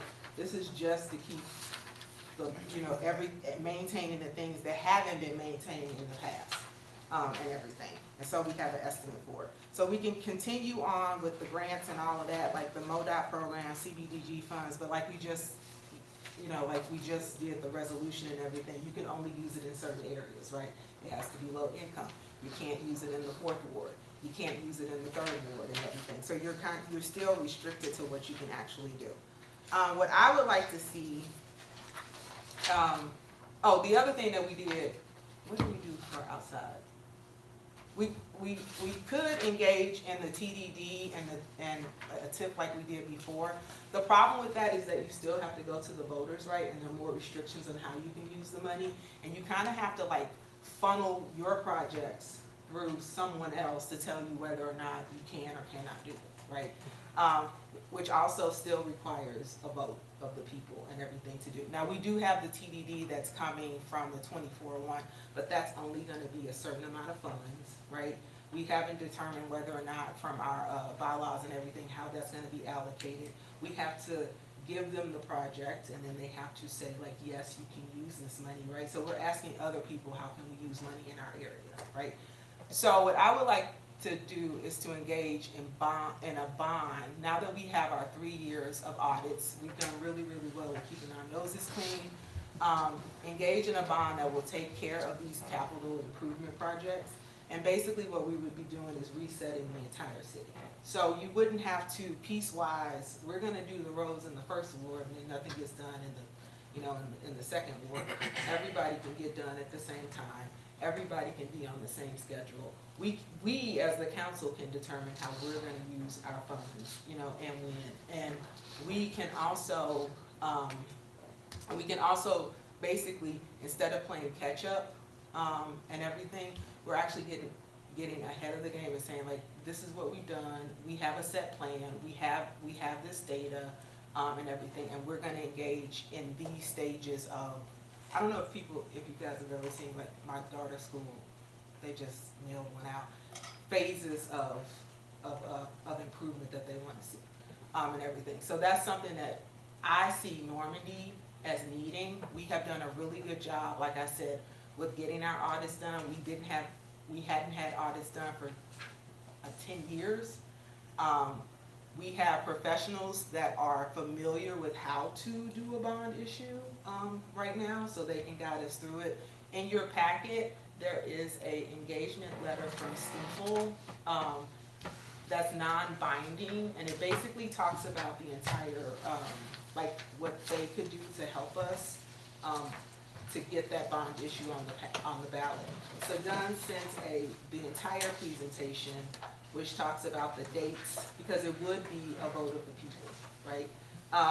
Certain elections have certain approval percentages, and everything. So we would have to figure out, what election date we would like to hit, and everything. But I would like to get you guys ideas on like what you would like to see. Stiefel we did have a meeting with Stiefel, and everything, and talked to them about their presentation. The things that I did like about it, and I asked them about this specifically, were, you know, like, we've never done this before, and how would they, in turn, like, help educate the council on, like, doing a bond issue. They have done bond issues for Normandy School Collaborative, also for the fire district, and everything. So they have that base, and everything. So, and also for the 24 one. Northwood is going to, And, yeah, and about to do one, and, Jennings did one. Yeah, Jennings did one, and I know Glendale actually did one, which I think was also Steeples. Yeah, they'll use Stiefel for their street improvement projects. So the representative that we met with, Lorenzo, was very, and I told him, I was like, we've never done this before. I want full transparency. I want the council to be engaged and to be educated, and also myself, because I'm, you know, like, I've never done it before. We don't want it to be a fiasco like across the street, right? We all know how that went. And what we want to do is to make sure that we are making decisions and voting without the question mark in the back of my mind. Did I really, you know, like, just vote for what I thought I voted for and everything? And one of the things that Stiefel is really good at, and I think that's kind of also is something that we've seen from like their history, because Hazelwood School District actually uses them also, is they're good at educating, you know, like the leaders on what this actually means, so that then we can in turn, you know, let citizens know this is what we're doing it for and everything. So I like that part about him. One of the caveats and the question that I'm bringing to you guys tonight is from my understanding from the meeting and from what Andy and what I've read and talking to Andy and talking to Sagan, is that we do not have to go out for a request, right? We can use Stiefel because they have been used by these two entities that basically engulf us, right, and everything. So we don't have to. We can, right? We don't have to. And the engagement letter does not bind us to Stiefel, right? Stiefel has their own interests and everything. I did ask him about a municipal advisor, which is basically the person that would be like advising us. Because what Stiefel does is they sell the bonds to their customers, right? And we're in a really good position because Normandy has never sold bonds at all, right? So and so that is something that people are kind of like chomping at the bit, I guess, to get something out. But I wanted to ask you guys, and you guys also had the engagement letter in your. I wanted to add just two things, just to your statement. Also, to one of the real benefits of doing this is when you go out for a bond, you get these projects done. It eases the burden on our current finances in terms of our accrued capital improvement, economic development, even the TDD itself, which is supposed to be used for streets, right? So what happens is that during the course of the time after you've done this project, we give it about a 15-year life, right? So you talk about your streets, you don't have to touch it anymore for the next 15 years. You can accumulate a whole bunch of money, right, in your accounts for any kind of repairs or any kind of future services that you need for those streets. Even with City Hall, it's the same thing. So looking at it from that perspective, obviously we're paying back this debt, but the fact that we would now be in a better financial position is also really the perspective that I want the board to look at from that angle. Also about the engagement letter. This is just an engagement letter. It's not a binding. It's really what it is Stiefel educating our city about the bond process. It's still up to the council if they want us to go for a bid and, get some other competitive bids. But Stiefel is the lead in this area. That is gold standard. Literally, almost every city uses them. So it's not anything new. But what they're saying is, hey, if you want us to analyze your financial statements, how much you could go for in the next year, I need an engagement letter so I can be able to do all of that for you and gather that information and answer questions for you. So that's what this engagement letter is about. It's kind of added to what the mayor was saying. Yeah, What- and there, oh, sorry. Go ahead. There are different types of bonds, right? There's bond, tax increase, no tax increase, and everything. And so we definitely we could ask them a lot of questions when it comes to that. When I was talking about the municipal advisor, Missouri doesn't require one, and everything, but, that's an option that we could go with. Clearly, it's gonna cost us money to engage someone. And everything, and like Sagan was saying, this letter is non-binding, so it just basically like gets the ball rolling for them to come in and talk to us and say like, these are your options, and you can see like in the report, these are the dates, these are the elections, this is the amount of yes votes you would need or whatever, you need 2/3 of the vote or whatever in order for that to pass. So, go ahead, Mr. Yeah, I agree with you on a couple of things. One,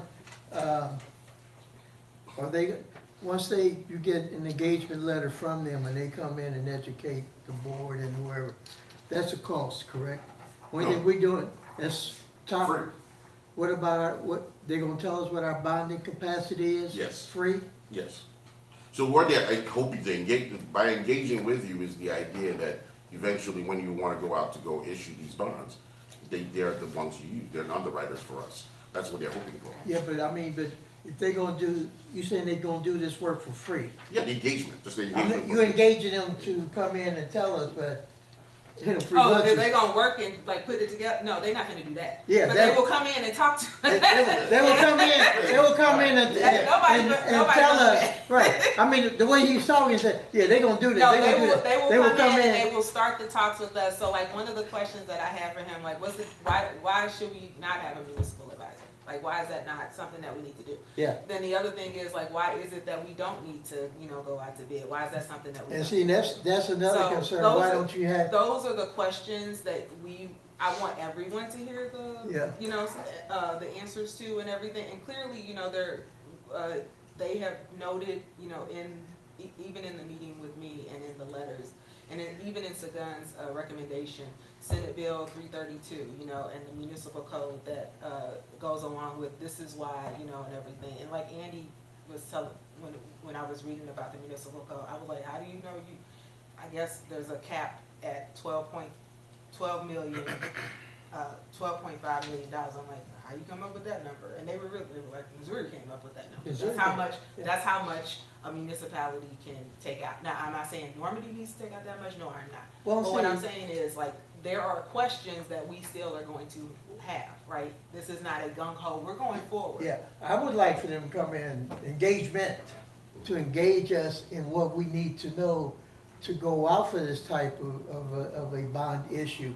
But there's still some questions. One, what is our bonding capacity? That's a dollar sign. I mean, that's a contract. Okay, the dates, I think the dates are kind of clear. I mean, they can give us certain dates that we should go after because they look at the turnout and what is the best turnout. And if you do it in April, there's a certain percentage you need. If you do it in August, there's a certain, the one you want to stay away from is November. Okay. One, answer that question. I don't know if they will answer it, but I think our legal can answer it. Yeah, so- Why don't we have to go out for RFQ on this? Because it is public entity, and it will probably come out. We may not need it for this engagement letter, but once we sign contract, we Okay. might need that. So this is, and Andy, correct me if I'm wrong, even with this engagement letter, the city is not restricted to actually doing an a request, right? No, so as Shagun explained, this engagement letter would only just kickstart the process where Stiefel would basically educate about the bond issue process, determine bonding capacity.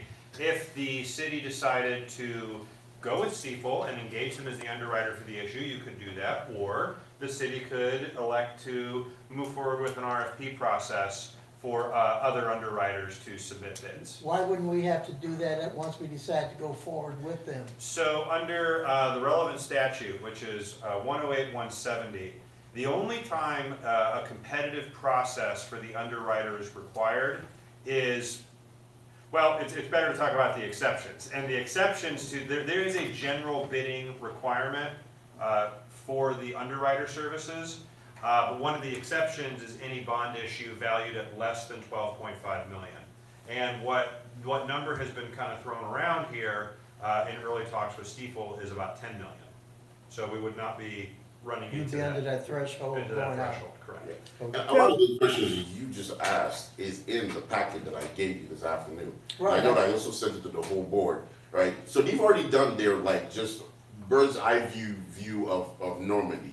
They've already done that. Stiefel's done that for free. I mean, They- I looked at it, I mean, I Yeah. didn't. Yeah, it's in there, it's in there. I But mean, it they even seemed like mentioned- what was in this packet was basically things that we need to know in order to go out for one. Now, the entire presentation was emailed to you. This is the engagement letter. Yes.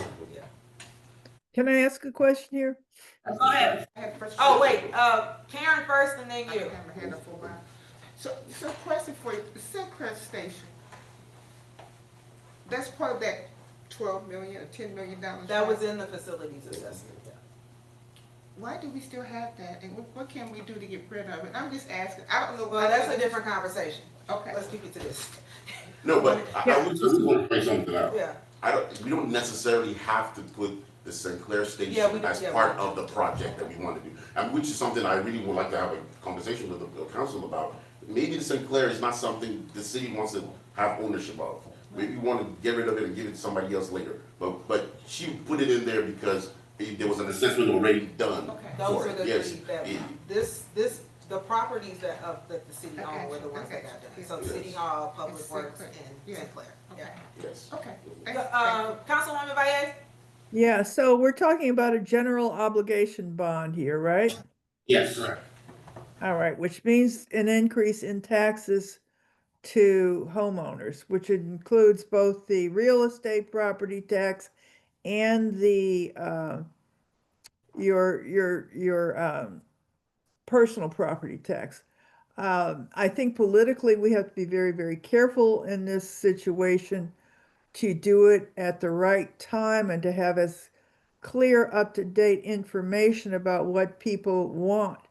You know, they routinely pass the bonds for the fire department and the schools because people say, oh, you need to have fire department and schools. One of the things that I think we need to really assess today and ongoingly is how satisfied people in Normandy are, particularly the homeowners, because it's going to fall on their backs, of what our city services are. So timing that, saying the right things at the right time, those are all going to be important. The other thing that we have hanging over our heads is this lawsuit with Simmons Bank. So we're not talking about trying to do this in the next year, are we, until that's all solved? So, well, let me just speak to that real quick, and I'm not gonna go into detail. Right. If we need to have a closed session, we do have one, but I don't think the lawsuit will be an issue. Okay. Okay. And the other kind of bonds that are available are revenue bonds, and those are things that pay for themselves. When, and there are some that we could be using for redevelopment, but this is just for getting stuff fixed. So this is just for getting us back to the city overall being in good shape, the facilities being in good shape, and our roads being in good shape. And so I appreciate the information that Shagun gave to us about the ability then to accumulate funds. We've got streets and roads taxes, we've got parks and all that kind of stuff. And we won't be eating into the general fund to do some of this ordinarily. So it might be an opportunity, but I think the biggest thing that we need to consider is the fiscal impact to our homeowners and our property owners. I think of people like me, and there are a lot of people like me who own their homes, who are older, and of course you can apply for the tax freeze.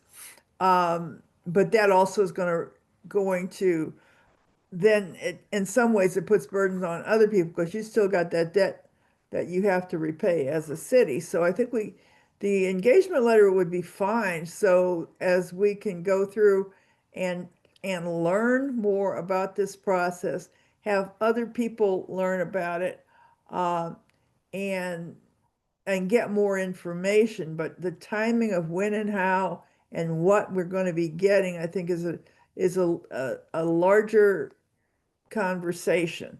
We need to have as much input on that as we possibly can. And, when you're saying that Stifel would be underwriting, what are they underwriting?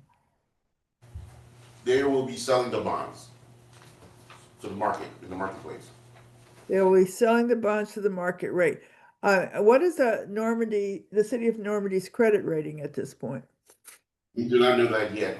That's part of what the underwriter will be doing. So these are the kind of questions you'll be asking Stifel, because in the process of getting to the ballot, you have to do, there are certain things you have to do, and your underwriter will be helping you with that. And there's a third party that will be doing the rating once you decide to sell the bonds. So they would then give us a rating and tell us, based off what they see in our financials, what they think our bonds are worth. Got it. And then that would influence the rate that we have to pay, the interest rate that we have to pay. Yes. And then looking at the world in general right now and what's going on at the federal level and what's being done to federal support programs for cities and states, I think we really have to look and kind of take that into consideration too. Will programs like the CDBG funds be available in the future? How the county's going to handle some of those things, what's the state going to do? And the political climate always has to do with your success in getting a bond issue passed. So I think proceeding with caution to explore the options we have is a good idea. So one of the things that I wanted to, asking about how that affects the property tax versus residential tax. And that, correct me if I'm wrong, it would only affect residential. From what I understood, I thought it was residential only, but yeah, that I'm not too clear about whether yeah. that's So a that's a question that we can get. Yeah. I think I specifically asked that question. He said it would only apply to residential. Yeah. And I think it attaches to as a lien. Yeah. I don't think personal property is one of the things that it actually affects. So like in Glendale, last year, they had a bond issue that passed under the voters passed.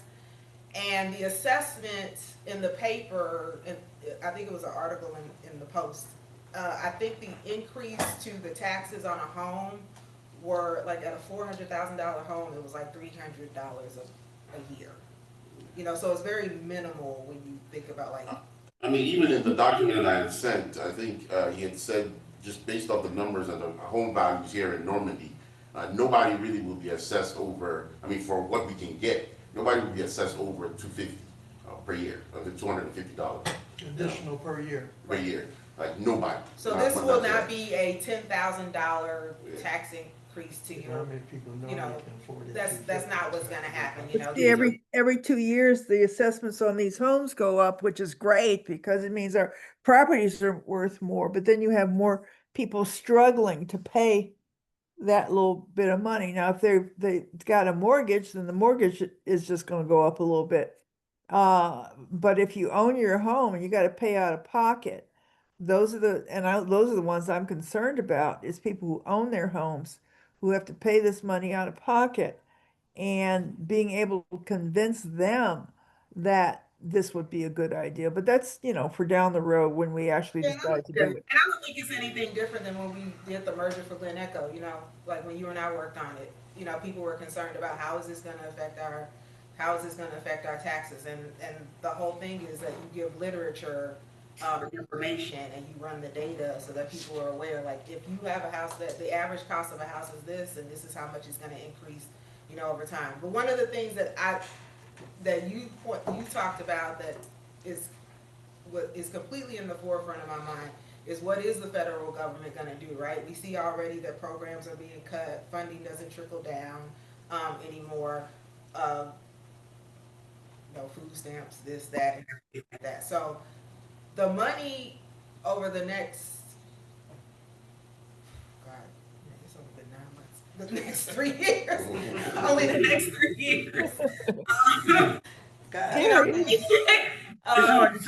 know. Like, we have to think about, like, where is it going to come from, Right. and everything. And so at some point we're going to have to take control of the narrative, because Right. I didn't even get to the point where I showed the pictures and everything, and these were, like I said, these were assessments that they still said you need to go a little bit further, right?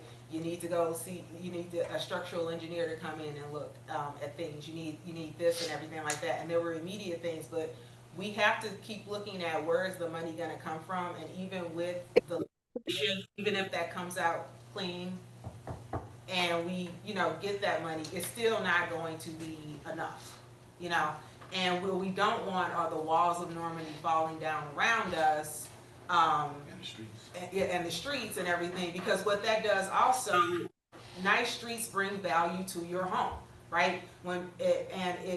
Nice streets also, there are places in Normandy that have never had their streets like completely done. We have that chip and seal overlay, like in Ward 2 where it's coming up, it's ghastly. People complain about it all the time, and everything. And over time, you're spending more money trying to rob Peter to pay Paul.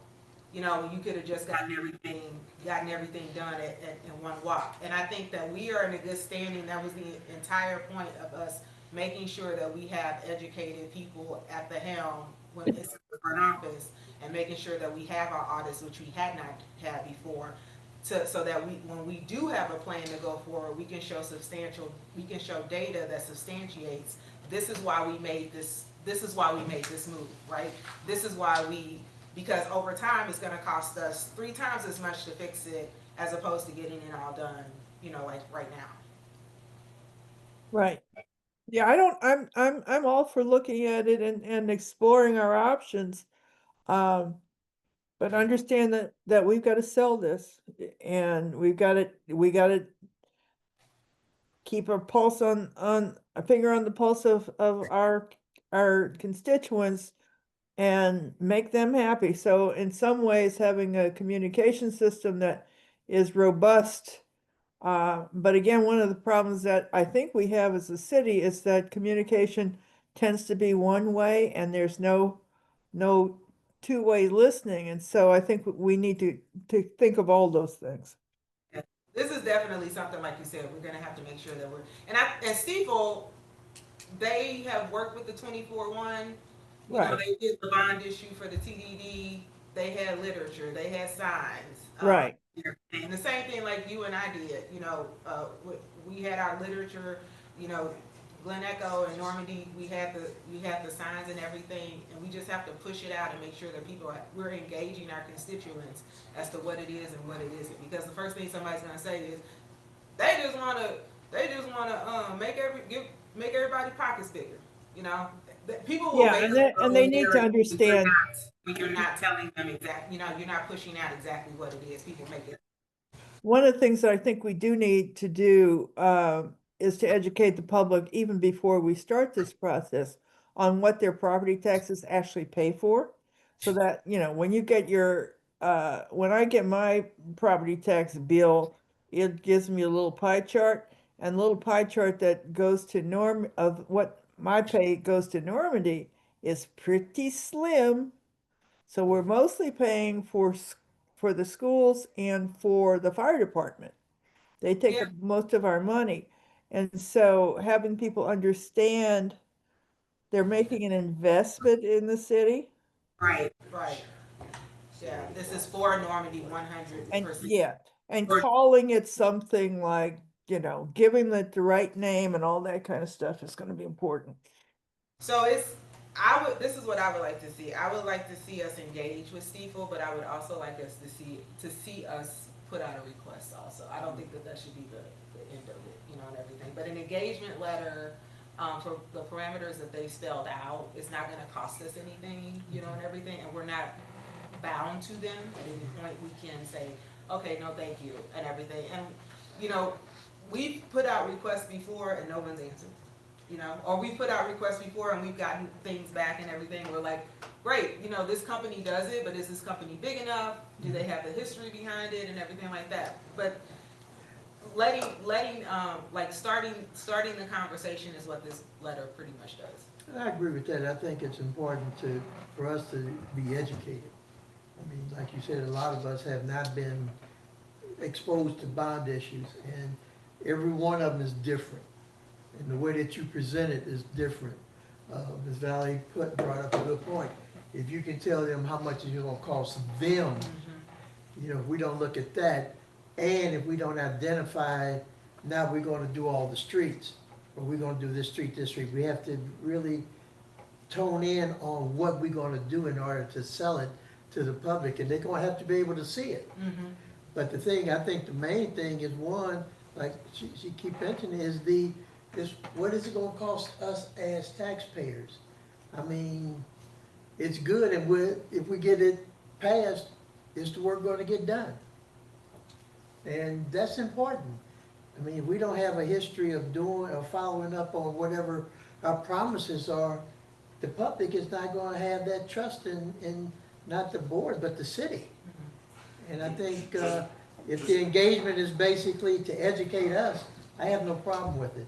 But once we start asking specific questions, I can see a calculator under the table, saying, yeah, we do this, this, and this for this, this, and this. And I think we have to be very careful, and I totally agree. We can do the engagement letter, but I also think we should put out a request. I think we know everybody who has used it, but they have used it for a different purpose than we might be wanting to use it for. So I think a request is for qualifications, to me, is important, very important. We might want to have a conversation with. Sagan was talking, Councilwoman Valledenia. No, yeah, just wanted to say that you do have to, even before you go out to the electorates, you do have to mention what it is for, the project specifically, and you cannot go outside of those. So once it passes, which like I said, I've done this before.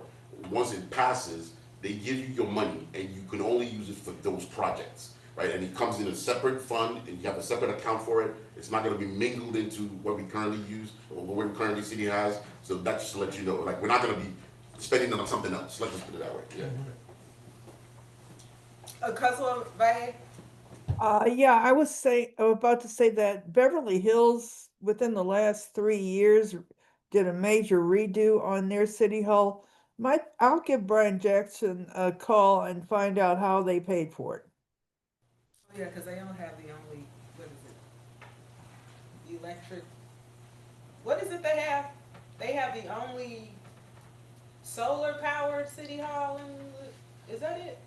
I don't know. I don't know if they got solar power over there or not, but it's a consideration for us. And we certainly have enough roof space and sunlight to be able to think about something. But then you have to look at the structure of your roof and all that. So it might involve having to replace roof structure, certainly get inspections. You got to look at water runoff from the solar system, where the water goes, all that kind of stuff is you got to think about.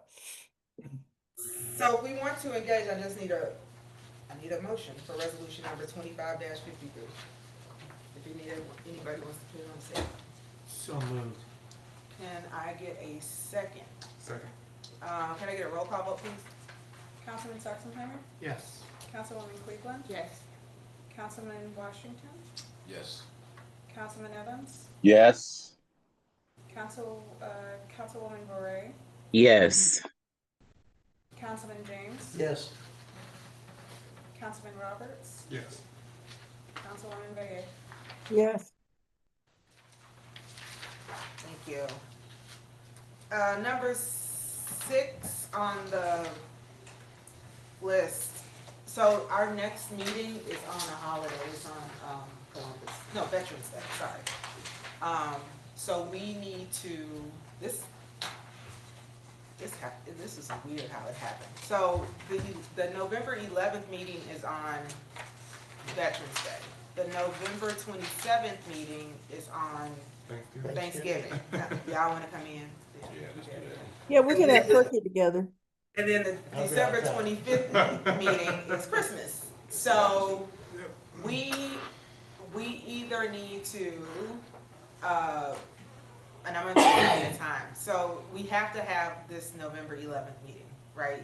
We just engaged in this letter. I would like to get as much information from Steeple as we can to what do you call it? To get our questions answered. And everything, so if we move the November 11th meeting, we can either just move it to the 13th, right? And then, or we can move it to the week after, or we can move it to sometime in that week. Does that conflict with any other meetings? November, no, wait a minute, no, the 13th, the 12th would be a conflict with code enforcement, No, wouldn't it? Would you guys not I know? thought about the third one. Oh, it is? Yeah. Yeah. Oh, okay. It's the Okay. 19th. It's the 19th, okay, so anything on that week that would conflict? The 13th would be good. Any- Of November, the week of the 10th? The week of the 10th, Yeah. so the 12th is open, Uh-huh. the 13th is open, Monday is open, the 10th. I mean, pretty much everything is pretty much open. Okay. What's the Monday Monday is the 10th. on the before? I will say, and I don't wanna hold anyone up, I am not available on the 10th, and, we're just kinda, with one of our associates on maternity leave, we're kinda short-staffed. I already have 2 meetings that Monday, and I have someone covering one, so it's, I like adding a the, third would be very difficult. I like the 12th, just the next day. The Wednesday. Yeah, moving it to Wednesday, the 12th. What do you guys think? Yes. All right. Fine with me. Yeah. Does the 12th work for you guys, Councilwoman Valle and Councilman Evans and Councilwoman, Beret? Works for me. Yeah, it works for me. What time, Yolanda? That'll still be at, 6:30, because that's a regular council meeting. Okay, yeah, yes. So November 11th meeting will be moved to the Wednesday, November the 12th at 6:30. Yes. And Yolanda, that will be like again, notification. How will we notify our constituents, our residents? So we're gonna post it. Okay, like on the Everything. sign Actually, and on the we'll just post website. it now. Yeah, Okay. we'll just post it now that it's gonna be that day. Cool. Then the 27th. We're gonna have that meeting on the 12th, so do you want to do the 27th, the Monday before, the week before? Now, mind you, the meeting is gonna be on the 12th, so that would be the next week, and what we could do, since we have this engagement letter, is to move it to the week before, and we could just have Steeple come in to like start to educate us, if we wanted to do that, and What everything. The week of the 17th. Got you. So Like, we have, wanted to use it as a learning. so have the council meeting on the 12th, and then have on the 19th or the following week on the 17th, have just one that's Just, yeah. about with Steve. Steeple, yeah. Okay. What do you guys think about that idea? Oh, what day? What days are available the week of the 17th? P and Z is scheduled on the 18th, but I don't know. We if haven't had any We meetings. haven't had Yeah. P and Z issue in a while, so that Yeah, should be. we don't have, All we don't have. The committee is on the 19th. You can't do the 19th? That's your day. That's the yeah. call. Yeah. Is Tuesday the 18th good for everybody? I'm sorry? Is Tuesday, I'm asking that, is Tuesday the 18th good for everybody? Yeah. Yeah? At Yeah. 5:30? Fine with Does me. Tuesday the 18th at 5:30 work for? That would be the workshop, right? Yes, that's the workshop. So that would be at 5:30. That sound good? Yeah. So the November 27th meeting will be moved to The 18th. Tuesday, November 18th at 5:30. So we got the 12th and the 18th, Yeah, right? the 12th and the 18th. The 12th at 6:30, that's gonna be our regular meeting. And then Tuesday, the 18th at 5:30, that will be the workshop. Then our next meeting will still remain December the 9th for our regular council meeting. That doesn't conflict, so that won't change. And everything, we can cancel the December 25th meeting, Yes. and just, because people go out of town. It's gonna be It's the hard. holidays. Yeah. And I believe, if I recall correctly, because I was talking to Ms. Karen about this, I don't think we had a meeting last year after our first meeting. Yeah, I think I think we canceled. stopped, yeah. Um, And the next one we had was in January, yeah. So is everyone good with canceling this December 25th meeting? Yes. Yes. Watching for Santa So Claus somebody at gonna home? invite me over for dinner. Watching for Santa Well, Claus? we should be having our Christmas party, right? That's gonna be like, like usually a week or it's like a week or two before, yeah, Yeah. when we do that, yeah. What is the week of the Christmas party? We don't know yet, but it's usually like a week or two. Holiday celebration. Yeah, Yeah, holiday stuff, sorry. yeah, so. Kiana's in charge of that. All right, so everybody good on the dates? Yes. The 18th at 5:30. November 12th at 6:30, November 18th at 5:30, and canceling of the December 25th. Christmas. I mean, Can you send an email out to reconfirm that so I can just click it on my calendar? Yeah, we do the updates on the Outlook. Yeah, Kiana will send it out. Okay, great. Do we need to go in closed session? We were, if we, No. the things that we That had to was talk just- about would be, just the, again, stuff about going out to bid, other legal ramifications of choosing to go out to bid when it's not required on the underwriter services, and how the ongoing litigation may affect that. But, I mean, we could talk about that at a future date. Let's move it to the. That would be a closed session, correct? Yeah. Correct, that would be a close Is session. that also, did somebody also mention the gas station to be included in that, or is that totally separate? That gas station? Real estate. They would be an open session. That could be an open, oh yeah, I wasn't sure. if Unless that's- we had particular, yeah, if we're just talking about the wisdom of selling it rather than an actual Right. sale. Right, you know, okay. then- Yeah, but I also want to be clear, so I should be putting out an RFQ for, for the, Yeah, bond. yeah, and I'm Okay. gonna sign the engagement letter, Okay. and then we're gonna do both. Oh, well, okay, just so I'm clear then, I'm sorry, maybe I misunderstood. I thought that there was talk of having Stiefel come in and kind of give their spiel and then deciding whether to, no, we're going forward with the RFQ. We're gonna have them come in and do their spiel, and we're going to send out Okay. a request. Yeah, I which would- I was completely upfront with. Yeah, no, in I that agree, meeting. I agree, I just wanted to make sure I understood. We maybe should have a quick closed session then. Okay. Just real quick. That sounds good. Can I get a motion for closed session? Motion. Wait, do I need to close this here? It would just be a motion to enter into a closed session. Okay, motion into a closed session Individual people too. Motion. For purposes of a legal discussion. for purposes of a legal discussion. Can do roll call. Second. Can I get a roll call vote? Councilman Stockton-Hammer? Yes. Councilwoman Cleveland? Yes. Councilman Washington? Yes. Councilman Evans? Yes. Councilwoman Doré? Yes. Councilman James? Yes. Councilman Roberts? Yes. Councilwoman Doré, I'm sorry, Baye. Yes. And you're gonna have the Zoom on, right? Yes, and I would say, let's just make sure everybody, we could stay in here, it'll be fast. Yeah,